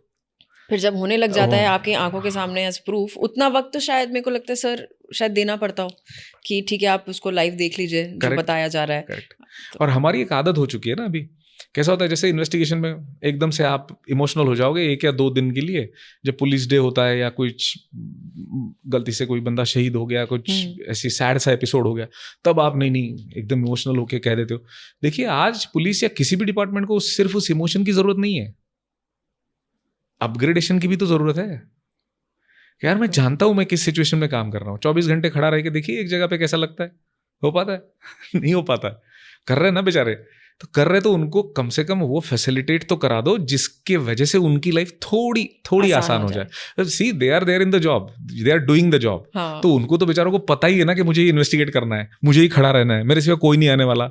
और नहीं होगा सॉल्व तो ब्लेम भी बोले तो सिस्टम अगर थोड़ी लेगा। हाँ, तो अगर ऐसा है तो उनको आपको उस लेवल तक वो टेक्नोलॉजी पहुंचानी भी पड़ेगी और उनको मदद भी करनी पड़ेगी। तो आपको सिर्फ ये निगेटिव बात कि यार ठीक से पुलिस इन्वेस्टिगेट नहीं करती, ठीक से काम नहीं होता, अरे इंडिया है चलता है, ये बोल के काम नहीं होगा, आपको करना पड़ेगा, चेंज करना पड़ेगा, जाके खड़ा रहना पड़ेगा, समझाना भी पड़ेगा। और यही वो चेंज है जो अब आया है और उसको लाने के लिए भी बहुत जद्दोजहद है। ऐसा नहीं है कि वो छटके में हो गया और आपने देखी अरे आज बहुत दिन हो गया यार इस एरिया में क्रिमिनल्स नहीं दिख रहे क्योंकि पकड़े जा रहे हैं, ऐसा नहीं होगा। This is social transformation, it will take time, धीरे धीरे होगा लेकिन होगा जरूर।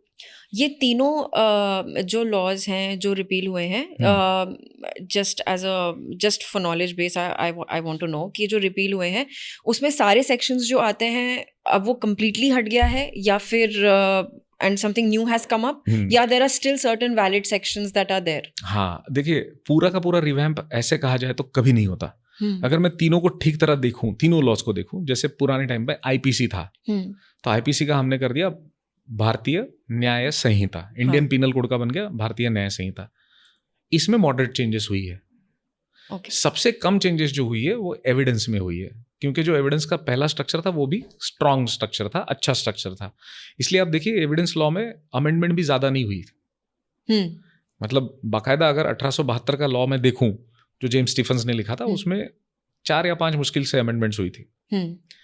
अब जब भारतीय साक्ष्य अधिनियम आया तो हमने ऐसा नहीं किया कि just because we are changing anything, जो इंपॉर्टेंट है वो भी हटा दो, ऐसे नहीं किया। अब जैसे टेक्नोलॉजिकल इन्फ्यूजन हो चुका है तो भाई डॉक्यूमेंट्स की डेफिनेशन में इलेक्ट्रॉनिक्स का रोल ऐड करना जरूरी है, तो हमने ऐड कर दिया। इलेक्ट्रॉनिक मीन्स की बात करते ही आपने सोचा होगा कि ऑडियो विजुअल कम्युनिकेशन, इन चीज़ों की एडिशन होनी जरूरी थी, ऐड कर दिया। तो जहां जरूरत थी वहां पे ऐड कर दिया। और कुछ ब्रिटिश कॉलोनियल कंसेप्ट्स थी जिनको रहना ही नहीं चाहिए था। अब आप बताइए, लाहौर गैजेट, लंदन गैजेट, क्या जरूरत है ऐसे शब्दों की इंडियन लॉ में? वो इतने सालों से 150 साल से यूज कर रहे थे हम, 150 सालों से वही चलता आ रहा था। यूज नहीं हो रहे थे लेकिन वो थे वहां पे, तो कचरा बन गए थे, हटा दो, वो हटा दिए। अब नया जब इन्फ्यूजन आया तो इलेक्ट्रॉनिकली भी एविडेंस गैदर होगा, उसको भी अप्रिशिएट करेंगे, ये सारी चीजें आ गई।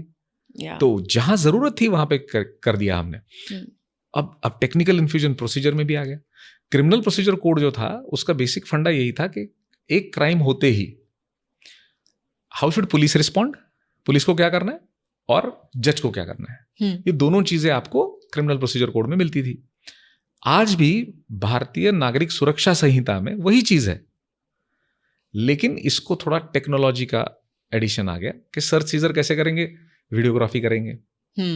आप कोर्ट आना नहीं चाहते, आप आ नहीं सकते, वीडियोग्राफी है, वीडियो कॉन्फ्रेंसिंग है, उससे आ जाइए।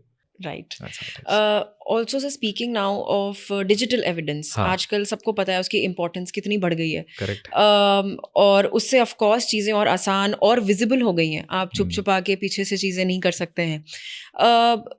In the context of Puttaswamy versus Union of India, I already see a smile, so I know आपको पता है मैं क्या पूछूंगी कि have you ever come across a case in your life जो आपके लिए as a lawyer बहुत conflicting रहा हो इस context में, because the case upholds the importance of privacy, whereas digital evidence is more about maybe showcasing evidence in the digital form. Correct. आपका privacy और एविडेंस के बीच में कन्फ्लिक्ट एज अ लॉयर कभी किसी केस में हुआ है? देखिए, वैसे तो हमारे यहाँ लॉ क्लियर है, तो कन्फ्लिक्ट तब आता है जब इंसान प्राइवेसी को ठीक से ना समझे। प्लीज एक्सप्लेन करेंगे थोड़ा सा ताकि हमारे व्यूअर्स जाने की। हाँ, जनरली अगर मैं कहूँ तो अगर कोई इंसान ये कह रहा है कि भाई प्राइवेसी तो सब जगह है, तो एक तो निहायत ही बेवकूफ इंसान है, या दूसरा वो समझ नहीं पा रहा कि वो किस दुनिया में जी रहा है। तो आप ये समझ लीजिए कि प्राइवेसी इज अ घोस्ट। आप अगर ये लग रहे हो कि आपकी आज के एज में आपके पास व्हाट्सएप है, आप सोशल नेटवर्किंग पे हो, और फिर भी आपको ये मानना है आपका कि नहीं आप स्मार्ट कार यूज कर रहे हो, हाँ, तो और फिर भी आपका ये मानना है कि नहीं यार प्राइवेसी तो है, ओनली बिकॉज आपने उसे पासवर्ड प्रोटेक्ट किया है अपने। हाँ, तो आप ये सोचते हो तो आप बहुत ही मतलब लेमन हो जो समझ नहीं पा रहे क्या हो रहा है। क्योंकि अगर मैं आपको बता दूं, अगर आप किसी भी सोशल मीडिया पे हो, आपके पास अगर स्मार्ट कार है, आपके पास अगर घर में स्मार्ट अप्लायंसेस है, स्मार्ट टीवी है, तो आपकी प्राइवेसी की तो तब से बैंड बजी हुई है. Because you know there are only two types of people in who are living in this world. Those who are victims of cyber crime, and second category is those who don't know yet that they are victims of cyber crime. दो ही categories है. तो भाई privacy को लेके, and specially you know justice Puttaswamy का बड़े आदर से नाम लूंगा, चैंपियन ऑफ प्राइवेसी, बहुत बड़ा काम किया उन्होंने. And you might be knowing, अभी रिसेंटली ही पास्ड अवे. तो condolences for him, may his soul rest in peace. But बात वही है कि जिस तरीके से प्राइवेसी को हम देख रहे हैं, टेक्नोलॉजिकल एज में वैसी वाली प्राइवेसी एग्जिस्टेंस में होना लगभग ना के बराबर है. ये क्या डिफरेंस था? हाँ, तो अभी देखिए क्या है कि जब वो केस हुआ था, उसमें सारा इशू कहाँ पे आके आया कि भाई हर जगह मुझसे आधार कार्ड मांगा जाता है, जिसपे मेरा बायोमेट्रिक, मेरा सारा इन्फॉर्मेशन स्टोर्ड है, और हर जगह वो मांगा जा रहा है. तो जिस अथॉरिटी को मैं वो आधार कार्ड दे रहा हूं, क्या वो गारंटी ले रहा है कि मेरा डेटा जो आपने लिया है वो सेफ है? ये उस लेवल का है. अब आपको ये बात और समझनी पड़ेगी. इसमें भी इवोल्यूशन है, लीगल इवोल्यूशन है. देखिए क्या है, इंफॉर्मेशन टेक्नोलॉजी एक्ट में एक प्रावधान था, सेक्शन 43 कैपिटल ए. वैसे तो 43 small A to small J भी है, वो अभी भी वैसा का वैसा ही है. लेकिन पहले एक प्रोविजन हुआ करता था before this data protection DPDP act जो अभी नया आया है, उसके पहले 43 कैपिटल ए हुआ करता था, जिसमें प्रोविजन था डेटा प्रोटेक्शन का, जिसमें यह कहा गया था कि if any body corporate negligently has shared the data, transmitted the data, broadcasted the data to somebody else, जिसकी वजह से जिसका डेटा ओनर जो है उसको तकलीफ हो गई, तो आपको उसको कॉम्पेंसेट करना है. Right, that was the provision. अब उस लेवल से देखा जाए तो क्या वो प्राइवेसी थी? तो आप कहेंगे हाँ जी बिल्कुल थी. सर्विस प्रोवाइडर के पास मेरा डेटा है, he should not give it to anybody else. लेकिन क्या इतना आसान है जस्ट ये कह देना कि नहीं, अगर मुश्किल हुई ना तो आप रिस्पॉन्सिबल होंगे? वेरी डिफिकल्ट टू डिसाइड कहाँ से शुरू हुआ, कहाँ से नहीं हुआ. तो उस वक्त ये समझ में आया कि there are limitations to this provision. तो अब क्या हुआ? In response to all the development that we have, आपकी पुट्टास्वामी की डिसीजन, आधार कार्ड का डिसीजन, वो जो पुराना वाला डेटा प्रोटेक्शन का लॉ था, सेक्शन था, वो इन सारी चीजों को in the light of Puttaswamy अगर मुझे देखना है, तो मुझे ऐसा लगता है ये डीपीडीपी एक्ट जो आ रहा है ना, जो आ चुका है, उसके एंगल से देखिए तो कहीं ना कहीं लगने लगता है कि यार मेरा कम से कम कंसेंट तो लिया जा रहा है कि इस डेटा को आप यूज कर सकते हो, इसको नहीं कर सकते. डेटा ओनर के पास एटलीस्ट अब वो ओनरशिप, या at least that questioning is beginning with DPDP act, कि जहां पे हम कह रहे हैं कि हाँ आपको पूछा जाएगा सर कि आप ये दिखाना चाहते हो या नहीं दिखाना चाहते हो. इस तरह से राइट टू प्राइवेसी का चेंज हुआ. हाँ, बट मैं जिस फील्ड से आता हूं, जहां मैं डिजिटल एविडेंसेस रोज लेता रहता हूं, मुझे ये बात बिल्कुल भी आपसे छुपानी नहीं है कि अगर आप किसी भी सोशल मीडिया पे हो, आप स्मार्टफोन पे ब्लूटूथ और नेटवर्क डेटा यूज कर रहे हो, तो आप बिल्कुल भी प्राइवेसी की बातें नहीं कर सकते, क्योंकि आपकी प्राइवेसी नहीं है. तो आप चाहो तो उसको मानो, नहीं चाहो तो नहीं. तो it's a very tricky scenario. आप जिन चीज़ों को, जिन डिवाइसेस को, जिस तरीके से कम्युनिकेशन का आज मॉड्यूल बन चुका है, उसमें मेरे मन में बहुत बड़ा डाउट है कि आपकी प्राइवेसी इंटैक्ट है. We are living in the world which is almost like a big boss house where somebody is watching you all the time. तो क्या आप बोलेंगे कि जहाँ पे कुछ लोग रेजिस्ट करते हैं, जैसे हम लोग की आधार कार्ड नहीं देंगे, it's for the purpose of identification also, जैसे कि ठीक है आपको मेरा एज ही जानना है ना, यही जानना है ना, तो आप मेरा पासपोर्ट ले लो, मेरा पैन कार्ड ले लो, या जो भी. क्या बोलेंगे सेफली कि कोई फर्क नहीं पड़ता, आप अपना आधार दो चाहे आप मत दो? नहीं, ये तो मैं नहीं कहूँगा, क्योंकि मैं कितने सालों से जब भी मुझे किसी ने आइडेंटिटी कार्ड मांगा है, मैंने इलेक्शन वोटर आईडी कार्ड दिखाया है.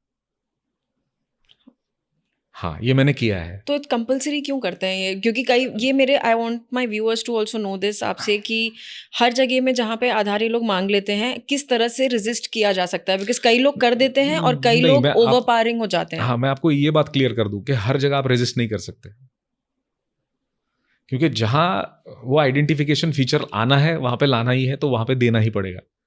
Income tax authorities, ministry of corporate affairs, आप ना कह ही नहीं सकते. कौन सी जगह है जहां पे रॉन्गली वी आर आस्क्ड आपके रोज घर पे आके? गवर्नमेंट एजेंसीज के अलावा मेरा मानना यह है कि आप बिल्कुल मत दीजिए. प्राइवेट प्लेयर्स को तो बिल्कुल मत दीजिए. प्राइवेट बैंक्स, वो अब बैंकिंग के लिए प्रॉब्लम है ना. Banks are also govern under RBI, तो कहीं ना कहीं तो उनका मैंडेट है, आपका पैन और आपका आधार जुड़ा हुआ है. So where are you being asked wrongly for an Aadhaar? जैसे आप कहीं होटल में चले गए रहने के लिए, staying in a different city, वो आइडेंटिटी मांगता है, आप तुरंत आधार कार्ड निकाल के दे देते हो। और अब वो बोलता भी है आधार प्लीज। हाँ, क्योंकि आपको आदत डाल दिया ना उसने। हाँ। और आप भी इतने आदतन हो गए हो कि नहीं आधार ही दिखाना है। क्यों दिखाना है? बहुत सारी आइडेंटिफिकेशन ऐसी होती है जो आपके बाकी कार्ड से हो सकती है, क्या प्रॉब्लम है? होटल में चेक इन कर रहे हो आप, दिखाइए, देखिए वो क्या बोलता है। आधार तो मैं तो दे देता हूँ उसको, इलेक्शन कार्ड, तो कोई प्रॉब्लम नहीं होती। It's just like tuning people with that. आप अपना बायोमेट्रिक का डेटा किसी को क्यों दिखा रहे हो? अगर वो गवर्नमेंट एजेंसी है तो मुझे कोई प्रॉब्लम नहीं है। और मैं सिर्फ उस लेवल पे नहीं हूं कि भाई एक प्राइवेट प्लेयर क्यों मांग रहा है। आज की प्रॉब्लम ये है कि प्राइवेट प्लेयर्स के साथ साथ फॉरेन एंटिटीज आ चुकी है। आप देखिए कितनी सारी सर्विसेज हम दिन भर में लेते हैं, हर जगह हम आधार देते बैठेंगे तो डेटा तो गया आपका बाहर। तो इससे अच्छा है मैं जहां गवर्नमेंट एजेंसीज मांग रही है वहां तो मुझे देना ही पड़ेगा, नहीं तो वो डिक्रिप्शन के अगेंस्ट चला जाएगा। So in the world of privacy and everything, you also have to be smart. आप खुद भी responsible आपको रहना पड़ता है। देखिए मुझे तो आज ये लगता है कि आपकी डिवाइसेस स्मार्ट नहीं है ना तो चलेगा, यूजर स्मार्ट होना चाहिए। और हमारी प्रॉब्लम उल्टी है। सर्विस बेचने के लिए मैं तो कहूंगा हम एंड टू एंड इंक्रिप्टेड है। तो व्हाट्सएप कहता है। हाँ, तो हम वही तो प्रॉब्लम है कि हम मान लेते। आप जब लॉग इन किए थे व्हाट्सएप पे तो आपने क्या किया था? हर उनकी टर्म्स कंडीशन को एक्सेप्ट कर लिया, बस खत्म। वहीं पे आप करें, वो खुद ही बोलता है अपडेट करो प्लीज। 6 महीने बाद बोलता है आपको अपडेट करो। अपडेशन क्या जरूरत है, एक बार अगर एंड टू एंड इंक्रिप्टेड है तो। इतनी प्यारी सी सर्विस है आपकी, तो क्यों अपग्रेड कर रहे हो उसको? आप सोचिए कितनी बार कितने लोगों का व्हाट्सएप अकाउंट ही हैक होता है। तो अगर वो हैक हो रहा है तो क्या आप मानते हो उसको कि आप वो एंड टू एंड इंक्रिप्टेड है? क्या बात कर रहे हो? Right.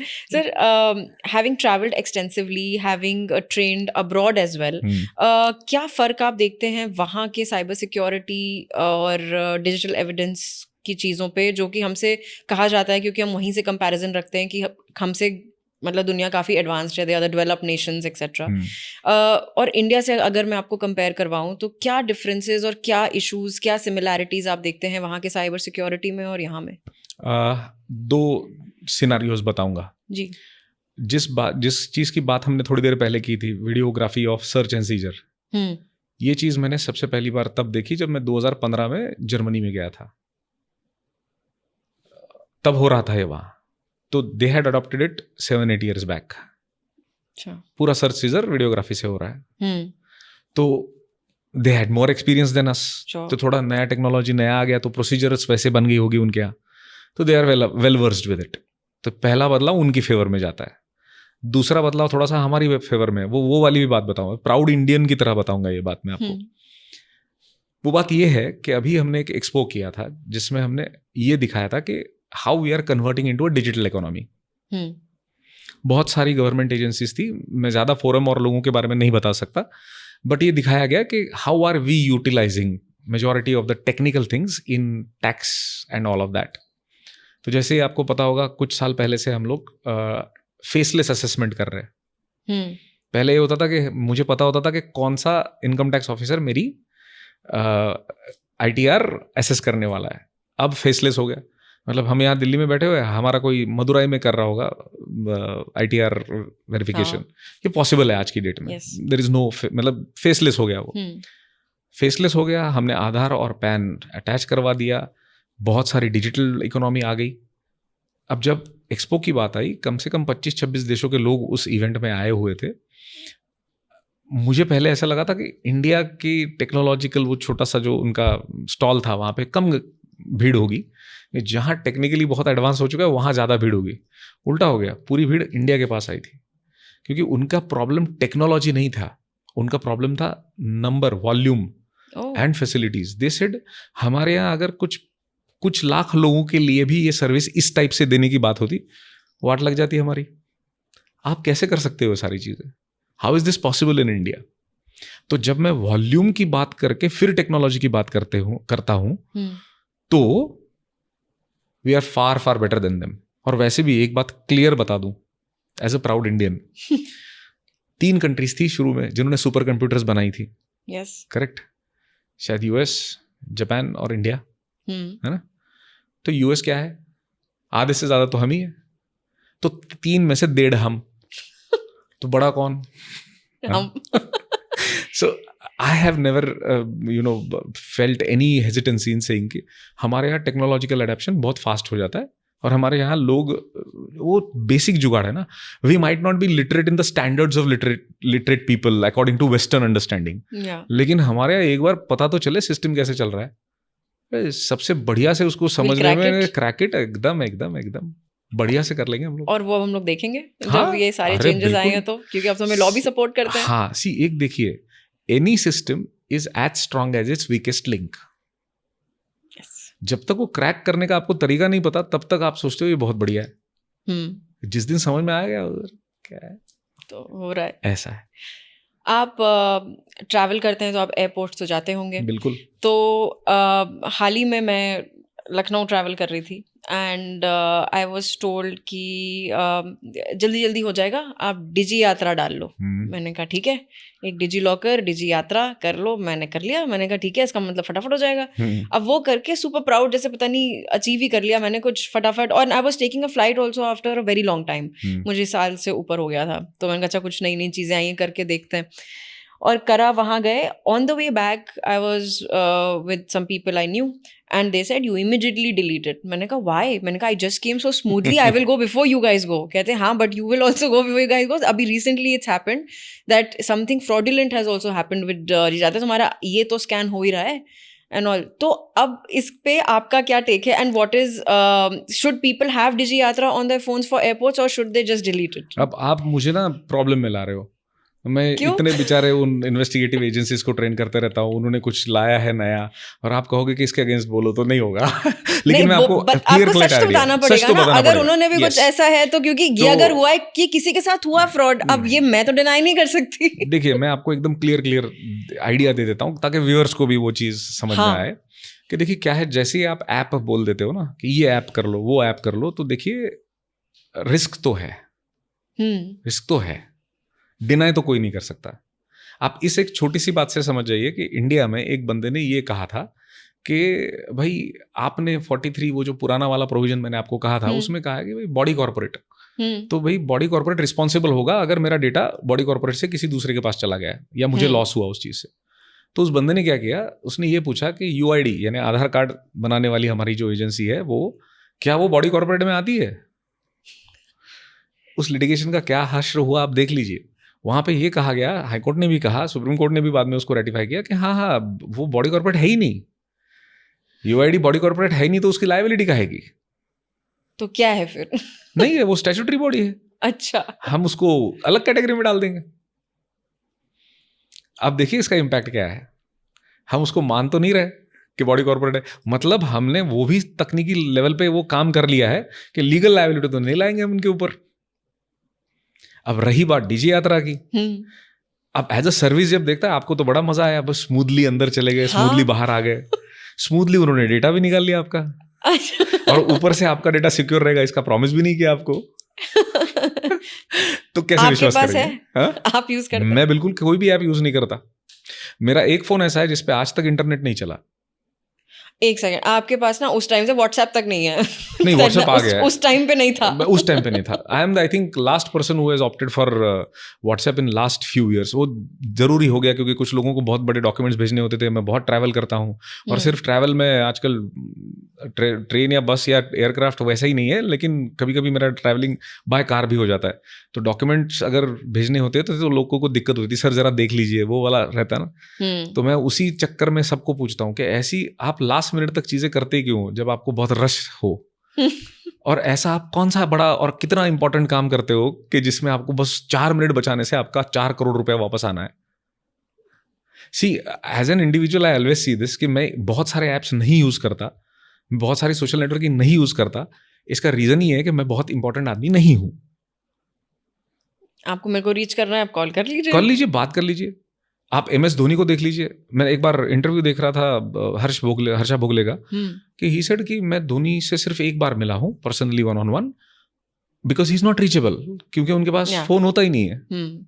मतलब मैं ये नहीं कह रहा हूं कि यार we have to be like Dhoni, लेकिन आप किसी बंदे का जब इतना बड़ा सक्सेस देखते हो तो आपको उसके पीछे की डेडिकेशन भी देखनी पड़ेगी और इंपॉर्टेंस भी समझनी पड़ेगी कितना अनकंटामिनेटेड लाइफ होगा धोनी जी का. That's why he is so clear, he is so cool. हाँ, वो देखने के लिए मजा आता है. लोग धोनी बन नहीं रहे, लोग धोनी को देख रहे. कहाँ पे? यूट्यूब पे, उसके शॉर्ट्स देख के. ये प्रॉब्लम है. अच्छा लगा ना तो अडॉप्ट करो ना.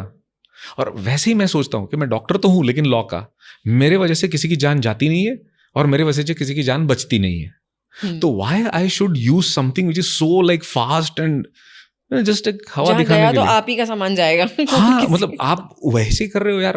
मतलब हीरे की अंगूठी डाल के आप बोलो इंडिया है, चोरी नहीं होना चाहिए. हाँ. ऐसे कैसे? You are expose to public, chance तो लेगा कोई भी. हाँ, of तो course. अगर आप आपके डेटा को उतना इंपॉर्टेंट मानते हो तो जहां जहां रिस्क दिखे, कंट्रोल योर इमोशंस. तो आपको वो समझना पड़ेगा कि मैं किस चीज के लिए क्या दे रहा हूं, at what cost, what is the effect of it. अगर वो मैं समझ नहीं पा रहा हूं और मैं कर रहा हूं तो फिर वो डिजायरिंग और डिजर्विंग वाला जो अंतर है ना, वो क्रॉस कर जाता है इंसान. You deserve this. ऐसी बेवकूफी करोगे तो यही होगा लाइफ में. कितने सारे केसेस है. अदनान पत्रवाला जैसा एक एपिसोड था. बच्चे को फादर ने कहा दोस्तों के साथ मत जा गोवा ट्रिप पे. ये बच्चा बोला यार बाप के पास तो इतना पैसा है, मैं क्यों नहीं जाऊं. कितने सारे एपिसोड्स ऐसे. उसने सोशल मीडिया पे कुछ झूठा मोटा स्टोरी बना दिया कि यार मैं किडनैप हो गया हूं. अब ये जब ये डिस्कशन हो रहा है, वहां पे पीछे सच में क्रिमिनल बैठा था, उसने सच में किडनैप किया. अब पता नहीं चल रहा कहाँ सच में हुआ नहीं हुआ. दोस्तों को जब इन्वेस्टिगेट किया गया तब उसने कहा तो हमने प्लान तो बनाया था, लेकिन अब वो सच में किडनैप हुआ है. अब कौन विश्वास करेगा. बेचारा मर गया बच्चा, किल्ड. अब आप सोचिए अगर वैसा नहीं होता तो आज लाइफ अलग होती. बिल्कुल. तो it's all about how you choose it and what you use it. Right. So, sir, I will get into another segment, which is कि I'll give you some cyber crime जो है under the IT Act.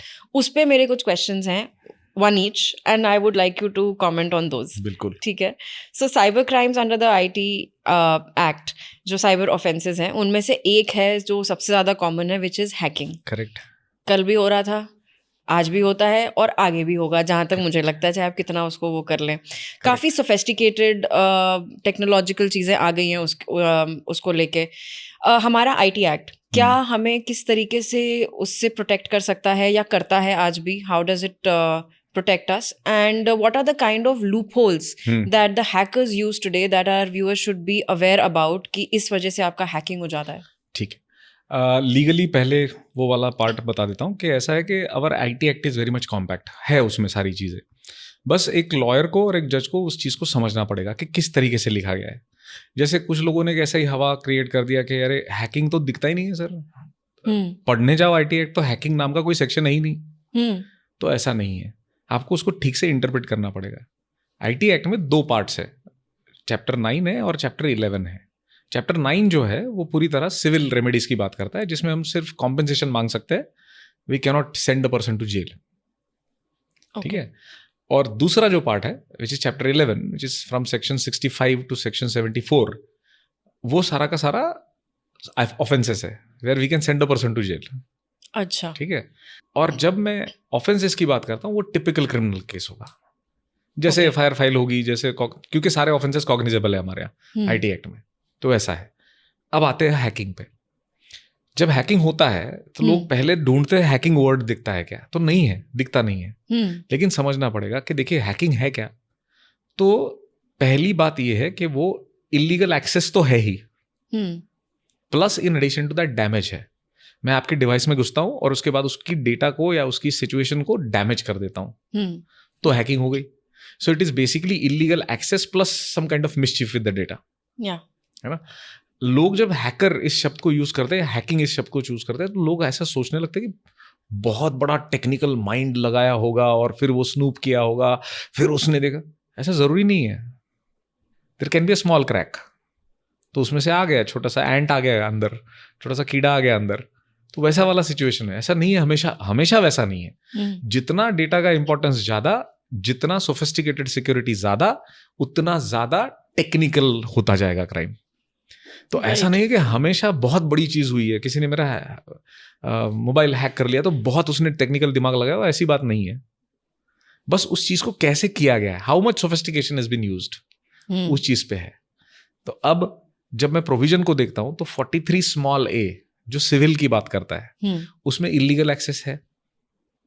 हाँ, तो illegal access लोग कहते क्या है, तो टेक्निकल लोग कहते क्रैकिंग है। हैकिंग नहीं, क्रैक किया है उसने, है ना। तो जस्ट पासवर्ड ब्रीच करके घुसा है तो उसको क्रैक कहेंगे, क्रैकिंग हुआ। अब हैकिंग नहीं हुआ। अब हैकिंग का मतलब क्या, क्रैकिंग करने के बाद अगर मेरा डेटा चुराता है, स्टील करता है, डैमेज करता है, डिस्ट्रॉय करता है, तो हुई हैकिंग। तो डैमेज के लिए प्रोविजन है 43D। अब और आगे चलिए, पुराने टाइम में 2008 के पहले एक सेक्शन हुआ करता था, सेक्शन 66, जिसका हेड नोट ही था हैकिंग। अब वो हटा दिया गया। क्यों हटा दिया गया? क्योंकि उसके लिए 2008 तक, 2000 से लेकर 2008 तक हमारे यहां 3 साल की सजा थी। तो क्या होता था, कोई भी हैक करेगा, करोड़ों कमाएगा और कहेगा यार अफोर्डेबल ना, 3 साल अंदर रहो, 2-4 करोड़ कमा लो, किसी के पास ट्रांसफर कर दो इंडिया के बाहर, या किसी रिश्तेदार के पास उसको स्नूप करा दो, और उसके बाद क्या है, 3 साल अंदर ही तो रहना है, बाहर आने के बाद तो पैसा अपना ही है। This was happening. Many IT companies were behind government कि इसको बदलो। तो अच्छी बात हुई, उन्होंने क्या कर दिया, वो पनिशमेंट से मतलब 66 जो था वहां से हटा दिया। तो क्या, 3 साल की सजा नहीं है, ऑफेंस ही नहीं रहा। लेकिन वो जो सारा वर्बैटिम था उसको उठा के हमने कहाँ डाल दिया, सिविल में डाल दिया, 43I में डाल दिया उसको। अब उसको हम हैकिंग नहीं करते क्योंकि 43 में स्ट्रक्चराइज आ गया, वो हैकिंग वर्ड हट गया, बस हेड नोट हट गया। वैसी की वैसी प्रोविजन 43I में डाल दी हमने। अब हुआ क्या, कॉम्पेंसेशन मिल रहा है। तो क्या हैकिंग दिखता है एक्ट में? डायरेक्टली तो नहीं दिखता, लेकिन वो जो सेक्शन पहले 66 में था वो उठा के हमने 43I में डाल दिया। इससे क्या हो गया, एक रेमेडी ओपन हो गया कि हम उसकी कॉम्पेंसेशन मांग सकते हैं। राइट। और अब दूसरी बात कर दी, वो जो 66 था वो खाली था क्योंकि हमने वहां से टेक्स्ट उठा दिया। अब हमने क्या कर दिया कि ये जो 43 के under A to J, small a to small j, ये 10 सब क्लॉजेस थी। इनको जो कोई भी इंटेंशनली करेगा उसको हम 60C में कॉमनली साइबर क्राइम के लिए पनिश कर देंगे। ओके। हाँ, तो कोई भी जब एक लेमन उस चीज को पढ़ता है तो उसको लगता है यार हैकिंग तो दिख नहीं रहा, लेकिन क्या हैकिंग है इंक्लूडेड एक्ट में? बिल्कुल है। तो पढ़ने का तरीका, तो इस चीज के लिए इंटरप्रिटेशन भी चाहिए, लीगल उतना एक्सपर्टीज चाहिए, एक्सपीरियंस चाहिए, और दूसरा सबसे बड़ा थोड़ा सा पढ़ाई चाहिए। थोड़ा पढ़ना पड़ेगा उसको ठीक तरीके से। तो ये हैकर्स सर क्या लूप होल्स एक्सप्लॉइट करते हैं? सबसे पहली बात तो जैसा मैंने पहले कहा, इंसान आधे से ज्यादा 70% टाइम्स इंसान खुद ही अपने प्रॉब्लम्स के लिए जिम्मेदार होता है। हम सब बहुत स्मार्टफोन्स यूज कर रहे हैं आजकल, आईफोन्स यूज कर रहे हैं, सबके सब, ठीक है। कितने लोग ऐसे होंगे जिनको पूरा का पूरा डिवाइस पता है? ज्यादा नहीं। मेरे डिवाइस में कितनी चीजें हो सकती है ये खुद मैं नहीं जानता। आप देखिए इंडिया में प्रॉब्लम क्या है। गाड़ी अगर मैं खरीद रहा हूं, लग्जरियस कार, तो मेरे पास एक अथॉरिटी होता है, automotive research authority of India, ARAI। कहा जाता है बाकायदा कि ये गाड़ी इंडियन रोड्स, इंडियन कंडीशन के लिए सेफ है। कुछ चीज खाते हैं हम लोग तो वो FSSAI जो है बॉडी फूड का जो लाइसेंसिंग देता है, वो है कि this is safe for these many days. Medicine होता है तो मेडिकल का भी कोई बॉडी है, वो कहता है कि this medicine is fine, expiry आता है इसके ऊपर। कभी इलेक्ट्रॉनिक डिवाइसेस पे ऐसा देखा है, some body ratifying it, this device is okay for you? नहीं, कभी नहीं होता। ऐसा कोई बना ही नहीं है, किसी ने देखा ही नहीं, और इसके बारे में कभी किसी सोचा ही नहीं। जबकि एक ऐसा प्रोडक्ट जो आपके साथ 24 घंटे रहेगा, आपकी लाइफ बदल देगा, उसके लिए कोई गारंटी नहीं है, कोई गारंटी नहीं है। अब ये क्यों नहीं है? आप देखिए, आपके लाइफ में जितने ज्यादा डिवाइसेस होंगे, जितना आप स्मार्टनेस ऑफ डिवाइसेस को ज्यादा से ज्यादा यूज करेंगे, these will become data sucking points. आपको पता है, मतलब एक बेसिक किसी प्रोडक्ट के अगेंस्ट में बिल्कुल नहीं हो, लोगों को बड़ा मजा आता है स्मार्ट कार खरीदने में। मेरी कार भी बहुत अच्छी स्मार्ट कार है, कोई प्रॉब्लम नहीं है, लेकिन एक समझने की बात है कि कुछ डिवाइसेस को आपको समझना पड़ेगा। जब आप किसी एलेक्सा को, सीरी को इंस्ट्रक्शंस देते हो, तो आप नाम लेते ही वो सुन रहा है, तो आपको लगता है नाम लेते ही सुन रहा है, वो तो सब कुछ सुन रहा है, सुन ही रहा है, रिस्पॉन्ड नहीं कर सकता, बस रिस्पॉन्ड नहीं कर रहा है। इसका मतलब यह हुआ कि अगर मैं ठीक ठाक डेटा मैट्रिक्स मैनेजर हूं, मुझे ठीक से पता है, तो बस मैं आपकी कार सामने खड़ी होगी तो मैं आपका पूरा का पूरा, आपने क्या कॉन्वर्सेशन पिछले 2 साल में आपके कार में बैठ के किया था, वो निकलवा सकता हूं। कोई बड़ी बात नहीं है। अब ऐसे सिनारियो में मैं ये कहूं कि वो लीगल लूप के पीछे भागेगा, तो मुझे लगता है जरूरत ही नहीं है, वो टेक्निकल लूप के पीछे भागेगा। लीगल के पीछे, लूप के पीछे क्यों भागेगा कि मैं बचूं नहीं, वो तो टेक्निकल चीज पे आएगा। आप देखिए बहुत बार ऐसे होता है कि मेरा फेसबुक अकाउंट हैक हो गया, मेरे अकाउंट में से जिन लोगों को अलर्ट कर रहे हैं उसको वो बताना पड़ता है कि वो डिलीट कर रहा है उन लोगों को। हैकर जो है वो फेसबुक अकाउंट में से हैक करने के बाद जो अलर्ट साउंड कर रहे हैं उनको डिलीट करते जाता है। हाँ, राइट। तो क्या करना है, तो बेसिकली आपको फेसबुक सपोर्ट सिस्टम को अवेल तो करना पड़ेगा ना, आपको उनको ईमेल लिखना पड़ेगा, आपको पुलिस कंप्लेंट करनी पड़ेगी, FIR करनी पड़ेगी, cybercrime.gov.in पे जाना पड़ेगा, लिखना पड़ेगा आपको कि भाई ये हुआ है मेरे साथ, तो वो रिस्पॉन्ड होगा, FB खुद रिस्पॉन्ड करेगा, तब करेक्ट, तब वो सारी चीजें मूव करेंगी कि आपको डबल ऑथेंटिकेशन कर लेना चाहिए। जैसा मैंने कहा, लोग है ना पता नहीं किस जोन में जी रहे हैं, एयर ट्रैवल करेंगे 1 घंटा सिक्योरिटी और बोर्डिंग के बीच में टाइम होगा, लेकिन उनको सिक्योरिटी आपने जैसा कहा जल्दी घुसना है, बैठे गए ना अंदर जाके, सेम चीज 2 पॉइंट वेरिफिकेशन में आपको क्या प्रॉब्लम है? आपकी ईमेल है, आपके प्रोटेक्शन के लिए बस एक बार और OTP मांग रहा है, वो दे दीजिए। राइट। एक वो हैकिंग का अभी सबसे ज्यादा जो मतलब ट्रेंडिंग प्रॉब्लम आई, काफी न्यूज में आया, वाज क्योंकि हम पॉडकास्ट कर रहे हैं, तो was for mister Ranveer Allahabadia, the beer biceps podcast. Unfortunate था कि all his videos got like deleted from the internet with so much of hard work behind it. So ho jata hai, this happens, and now he's trying to revive and giving up a fresh podcast to us. But this was the latest hacking incident that took place. Second crime I want to ask about is the data theft that happens.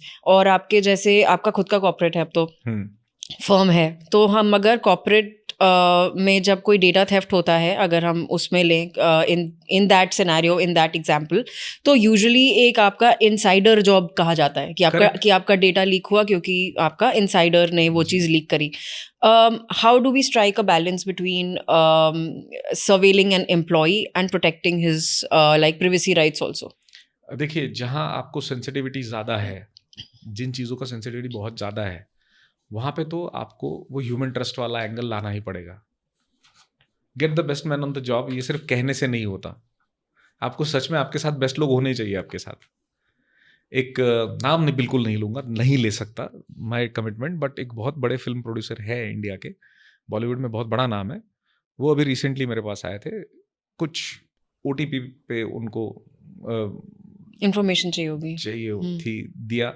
उसके बाद धीरे से उन्होंने ये कहा कि मैं platform पे भी कुछ क्रिएट कर रहा हूँ, बट मेरे साथ एक अजीब उलझन हुई है। तो मैंने कहा क्या हुआ? जो हमारे ट्रेलर्स निकलते हैं, शॉर्ट्स निकलते हैं मूवी के या शो के, उसमें कुछ गड़बड़ी है। तो मैंने कहा सर, आप जो भी प्रॉब्लम है एकदम ऑनेस्टली बता दीजिए, you are a big name. तो बोले वही तो मेरी प्रॉब्लम है, हम लोग फेमस होने के लिए मरमरा जा रहे थे, अब हो गए तो अब गाड़ी की, हमारी प्राइवेसी की प्रॉब्लम है, गाड़ी में भी काला कांच लगा के घूमते हैं। आयरनी है लेकिन ये है। मैं अगर बाहर ये बोलूंगा ना कि मेरे यार OT का प्रॉब्लम हो गया है, बाहर सबको पता चल गया कि मैं I am also victim of cyber crime, तो प्रॉब्लम हो जाएगी, नहीं बताना है। तो अब सोचिए किस तरह इंसान जी रहा है। तो हमने कहा कि ठीक है, कंटेंट की बात करते पहले, कैसे हुआ, क्या एपिसोड था। तो उन्होंने कहा देखिए, मैंने ये अप्रूव किया था कि ट्रेलर जो है वो सारी प्लेटफॉर्म्स में सिर्फ 30 सेकंड का दिखेगा या 20 सेकंड का दिखेगा। एक्चुअल में जब ट्रेलर आ रहा है बाहर तो कुछ ज़्यादा ही आ रहा है, मेरे अप्रूवल के भी ज़्यादा आ रहा है। तो now I am under the fear कि जितना बड़ा ट्रेलर बाहर निकला है तो सारी स्टोरी बता गया, अब तो मूवी एक्सपोज होगी, अब कौन आएगा देखने। और ये कई मूवीज के साथ हुआ है। तो अब सबसे पहली बात, कहाँ से हमारा रोल शुरू हुआ, तो उन्होंने कहा सर इसमें क्या कर सकते हैं, आपको क्या लगता है। और जैसा तुमने कहा कि इनसाइडर जॉब, तो इनसाइडर जॉब था, हमने ढूंढ के निकाला, हुआ, उसकी सारी बाकायदा उन चीज़ों की इंफॉर्मेशन निकाली गई। देखिए, जैसे सिली मिस्टेक्स हो जाती है, वैसे ही इंटेंशनल चीज़ भी रहती है और बंदे करते हैं, लोग करते हैं वैसा। वो किसी और प्रोडक्शन हाउस के लिए करेंगे, उनको वहां से पैसे एक्स्ट्रा मिल रहे हैं, उनको डुबाने के लिए कई चीजें होती हैं। और दूसरा ये भी हो जाता है ना कि वो भी अपने फुटप्रिंट छोड़ जाता है। हाँ, इतना वो स्मार्ट क्रिमिनल तो है नहीं, होता नहीं। और अगर होगा भी तो भी कुछ तो लॉग बचेगा, कुछ तो बचेगा, because every action is getting tracked, log बन रहा है उसका। तो वहां तक पहुंच जाइए, मिल जाएगा। राइट। ऐसा है। तो डेफिनेटली यस कि अगर उस लेवल पे मैं सोचूं कि क्या हैकिंग पॉसिबल है इस लेवल की, बिल्कुल पॉसिबल है, क्यों नहीं। तो अब सवाल ये उठता है कि क्या अभी जैसे लोग मजाक भी बनाते हैं उस चीज का, क्योंकि everything is under the scanner, कि बोलने के लिए किसी बड़ी एक्रेडिटेड एजेंसीज का एक वेबसाइट हैक हो गया, न्यूज में चला आता है, सीबीआई का हो गया। आपको लगता है हमारी एक्रेडिटेड एजेंसी इतनी बेवकूफ है कि सारा डेटा वहां रखेगी? नहीं, of course not. Of course not. ये बस एक they know it before you know कि ये हाँ, सब कुछ अनसेफ है। तो definitely there is a way to handle it. या तो जिसको वो पता चल गया तो वो स्मार्ट है, जो नहीं जिसको पता है वो बेवकूफी करता रहेगा, सामने वाला एक्सप्लॉइट करते रहेगा। राइट। एक तीसरा है सर, cyber defamation with the increasing use of social media, what are your views on it? बंदर के हाथ में मशाल। आपने फोन दे दिया, आपने नेटवर्क दे दिया, आपने फेक चीजें करने का स्कोप उसको दे दिया, वो तो करेगा। अब उसको रिस्ट्रिक्ट कर सकते हैं क्या? नहीं कर सकते। कितना चांस है साइबर डिफेमेशन होने का? बहुत ज्यादा चांस है, specially with the kind of facilities what mobile manufacturing companies are providing, और जिस टाइप का डेटा ट्रांसमिशन करना जितना आसान है तरीका आज की डेट में, उस हिसाब से देखा जाए तो yes, it's a very tricky scenario. Voyeurism जैसी चीजें होने लगी है, डीप फेक्स निकल रहे हैं, तो definitely it's a very big thing, big risk. Right.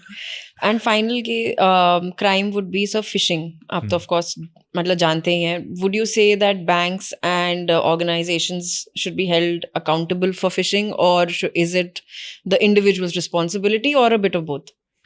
A bit of both. Reason है उसका, कुछ फ्रॉड्स ऐसे भी हुए हैं जिसमें थोड़ा सा नेग्लिजेंस आ गया। कुछ बैंक्स, कुछ इंस्टीट्यूशंस, फाइनेंशियल इंस्टीट्यूशंस गलती से उनके एम्प्लॉइज। पहले तो सर आप प्लीज आप ही बताइए कि phishing just in one line क्या है, so that our viewers know. I know, मैं तो फॉलोइंग होता है, स्टॉकिंग जैसे होता है, तो वो वैसा फॉलो वाला चीज है। I am just trying to figure that out. Fraudulent emails, वो पहले नहीं आता था नाइजीरियन फ्रॉड्स वाला आइडिया? हाँ, ईमेल्स आ रही है, आपको 2 करोड़ मिल गया, लॉटरी लग गई आपकी, you will get this much money. देखिए आज फोकट में कोई कुछ नहीं देता, हाँ। कुछ नहीं देने के लिए तैयार है। तो ऐसे इतने कैसे लकी हो गए आपको इतना पैसा मिल रहा है अचानक से? It's not true. पहली बात, आप क्या कर देते हो, झांसे में आके क्लिक कर देते हो, झांसे में आके कुछ कर देते हो, तो थोड़ा वो इश्यू बन जाता है। बट वही है ना कि एक बार आपने क्लिक कर दिया तो रिट्रीवल का चांस नहीं है ना। I can not come back out of it. ये जो दिक्कत है, इसको जो समझता नहीं है उसके साथ ही पंगे ज्यादा होते हैं। तो हो गया, अब हो गया तो क्या? अब जैसा आपने कहा फिशिंग, अब एक बार वो कैसे है, वो जैसा फिशिंग है ना, फिशिंग कैसे करते हैं, वो डाल के, हाँ, हुक डाल के उसको बस ललचा दिया आपने मछली को कि कुछ खाने को मिल रहा है। तो ही you know it's the same thing. आपको जो पसंद है, आपका जो इंटरेस्ट का सब्जेक्ट मैटर है, वो मैं आपको पोस्ट करता रहूंगा, तो कभी तो आप क्लिक करेंगे। हाँ। जैसे आपने क्लिक कर दिया, आप बन गए। पैच फाइल से हमने वैसे क्रिएट करके रखी हुई थी कि आपने अगर उसको रिस्पॉन्ड किया तो आपका ऑनलाइन सारे ऐप्स यही, हाँ, मतलब यही करते हैं, आपके सारे शॉपिंग ऐप्स यही करते हैं। मैं शुरू में गुजरात जाता था, तो पहली बार जब गया था तब मैंने ढूंढा कि फूड क्यूज़ाइंस कहाँ अच्छा फूड मिलेगा, ढूंढो। एक बार ढूंढ लिया तो अगली बार जब गया, बिना सर्च के मुझे 4-5 एड्स आ गए, यहाँ ये फूड फेस्टिवल चल रहा है, यहाँ पे नया रेस्टोरेंट खुला है। इतना नहीं खाता हूँ मैं, अब ये क्यों हो रहा है? See the devices are responding. जो मशीन लर्निंग वाला फंडा है ना एआई के साथ, वही है। This is how it is. So the device is becoming a very basic data collecting point. Yes. तो वहां से वो फिशिंग के चांसेस ज्यादा है। On a much lighter note, I have to ask you that you balance so many roles today. करते कराते गिरते पड़ते सीखते. What is that one trick you bank on to balance everything? Do you give your 100% to one role that you're doing in that particular moment, or are you very good at doing two things at the same time? I am not good at anything, and that is the reason I am trying to learn that how to be good at least one or few things. तो शायद वो drive होता है। और दूसरा ऐसा है कि सोता कम हूँ मैं थोड़ा, तो इसलिए कम सोता हूँ कि मुझे डर लगता है कि चीज़ें मिस आउट ना हो जाए शायद।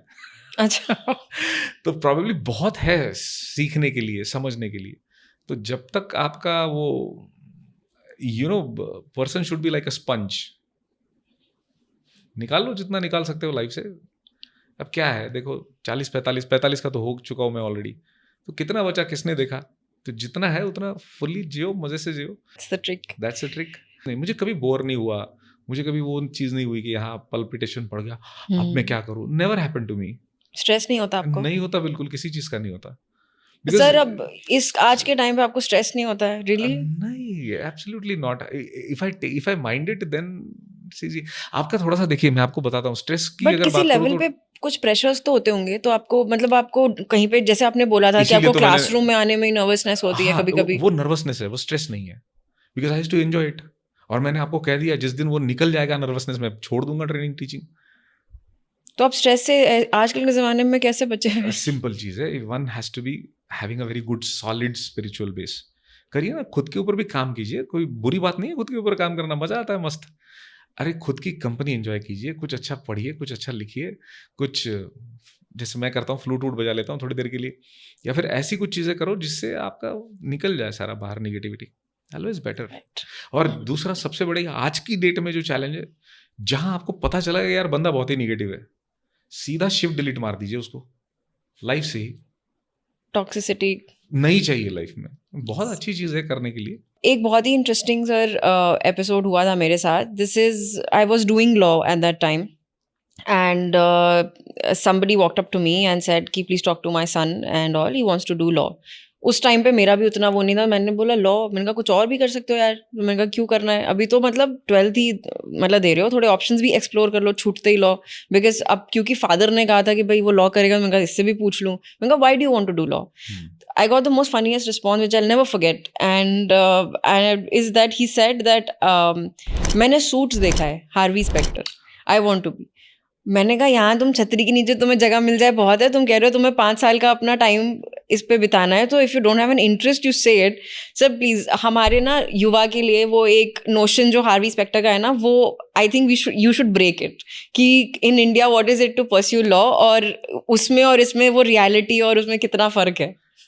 People are doing law because they've seen Harvey Specter in suits and want to become. उनको लगता है ये हम लॉ कर लेंगे तो हम हार्वी स्पेक्टर बन जाएंगे. वो ज्यादा अगर क्योंकि मैं झूठ नहीं बोलता या फिर जॉली टू देख के लॉ में आते तो मुझे ज्यादा प्राउड फील होता, टू बी वेरी ऑनेस्ट. अब देखिए क्या है कि हम कुछ आइडिया बना लेते हैं, क्योंकि हमारे यहाँ, मैंने जैसे शुरू में कहा था कि लॉ हमारे पास कोई स्कूल के एजुकेशन से नहीं पढ़ रहा, तो there is a very basic disconnect कि क्या हो रहा है और क्या नहीं हो रहा है.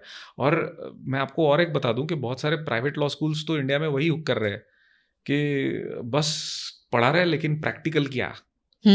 बस देखिए क्या है कि कंपलसरी आपने 2 महीने के लिए इंटर्नशिप भेज दिया, हो गया, उसका रिपोर्ट आ गया, खत्म हो गई बात.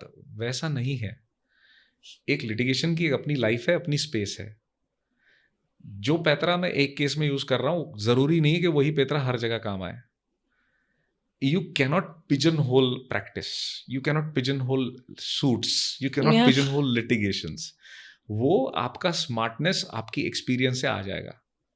तो just because somebody in the movie looked really flashing to you, it does not mean that it's going to happen in the same way.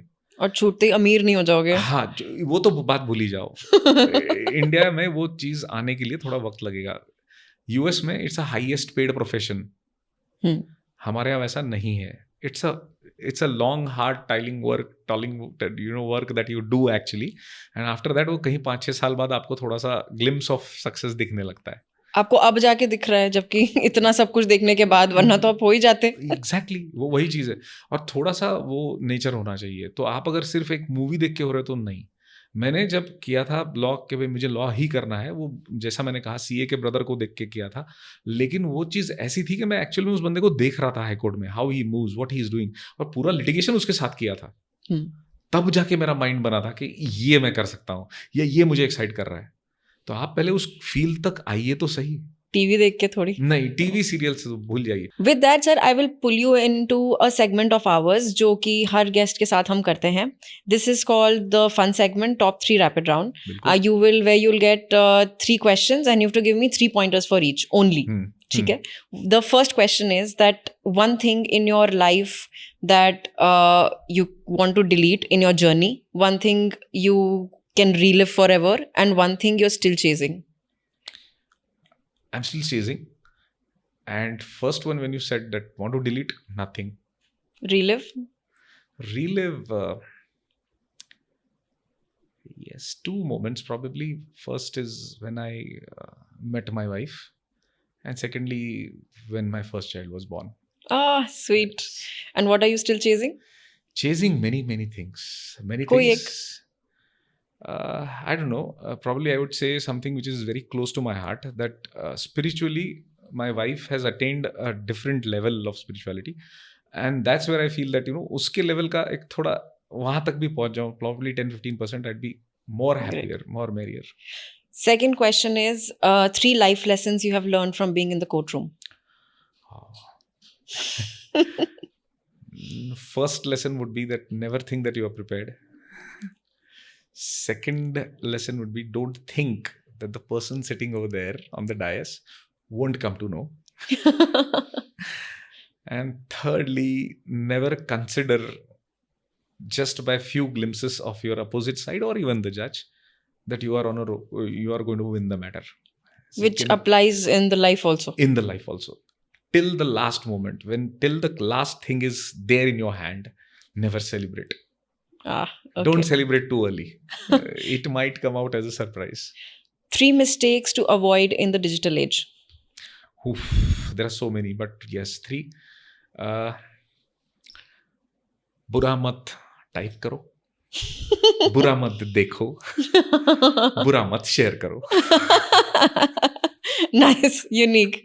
And finally, sir, I would like you to talk to our viewers and please tell them if our viewers can take away one thing from your unconventional journey today, what would that be? And what's that one mantra that keeps you pushing boundaries?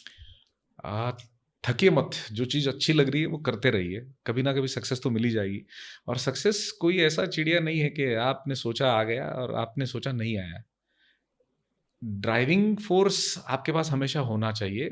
इस चीज़ की तय से एक example दूंगा कि एक बार Viv Richards जो फेमस क्रिकेटर है, उनका फॉर्म ठीक नहीं चल रहा था, तो एवरीबडी सेड इसका करियर ओवर.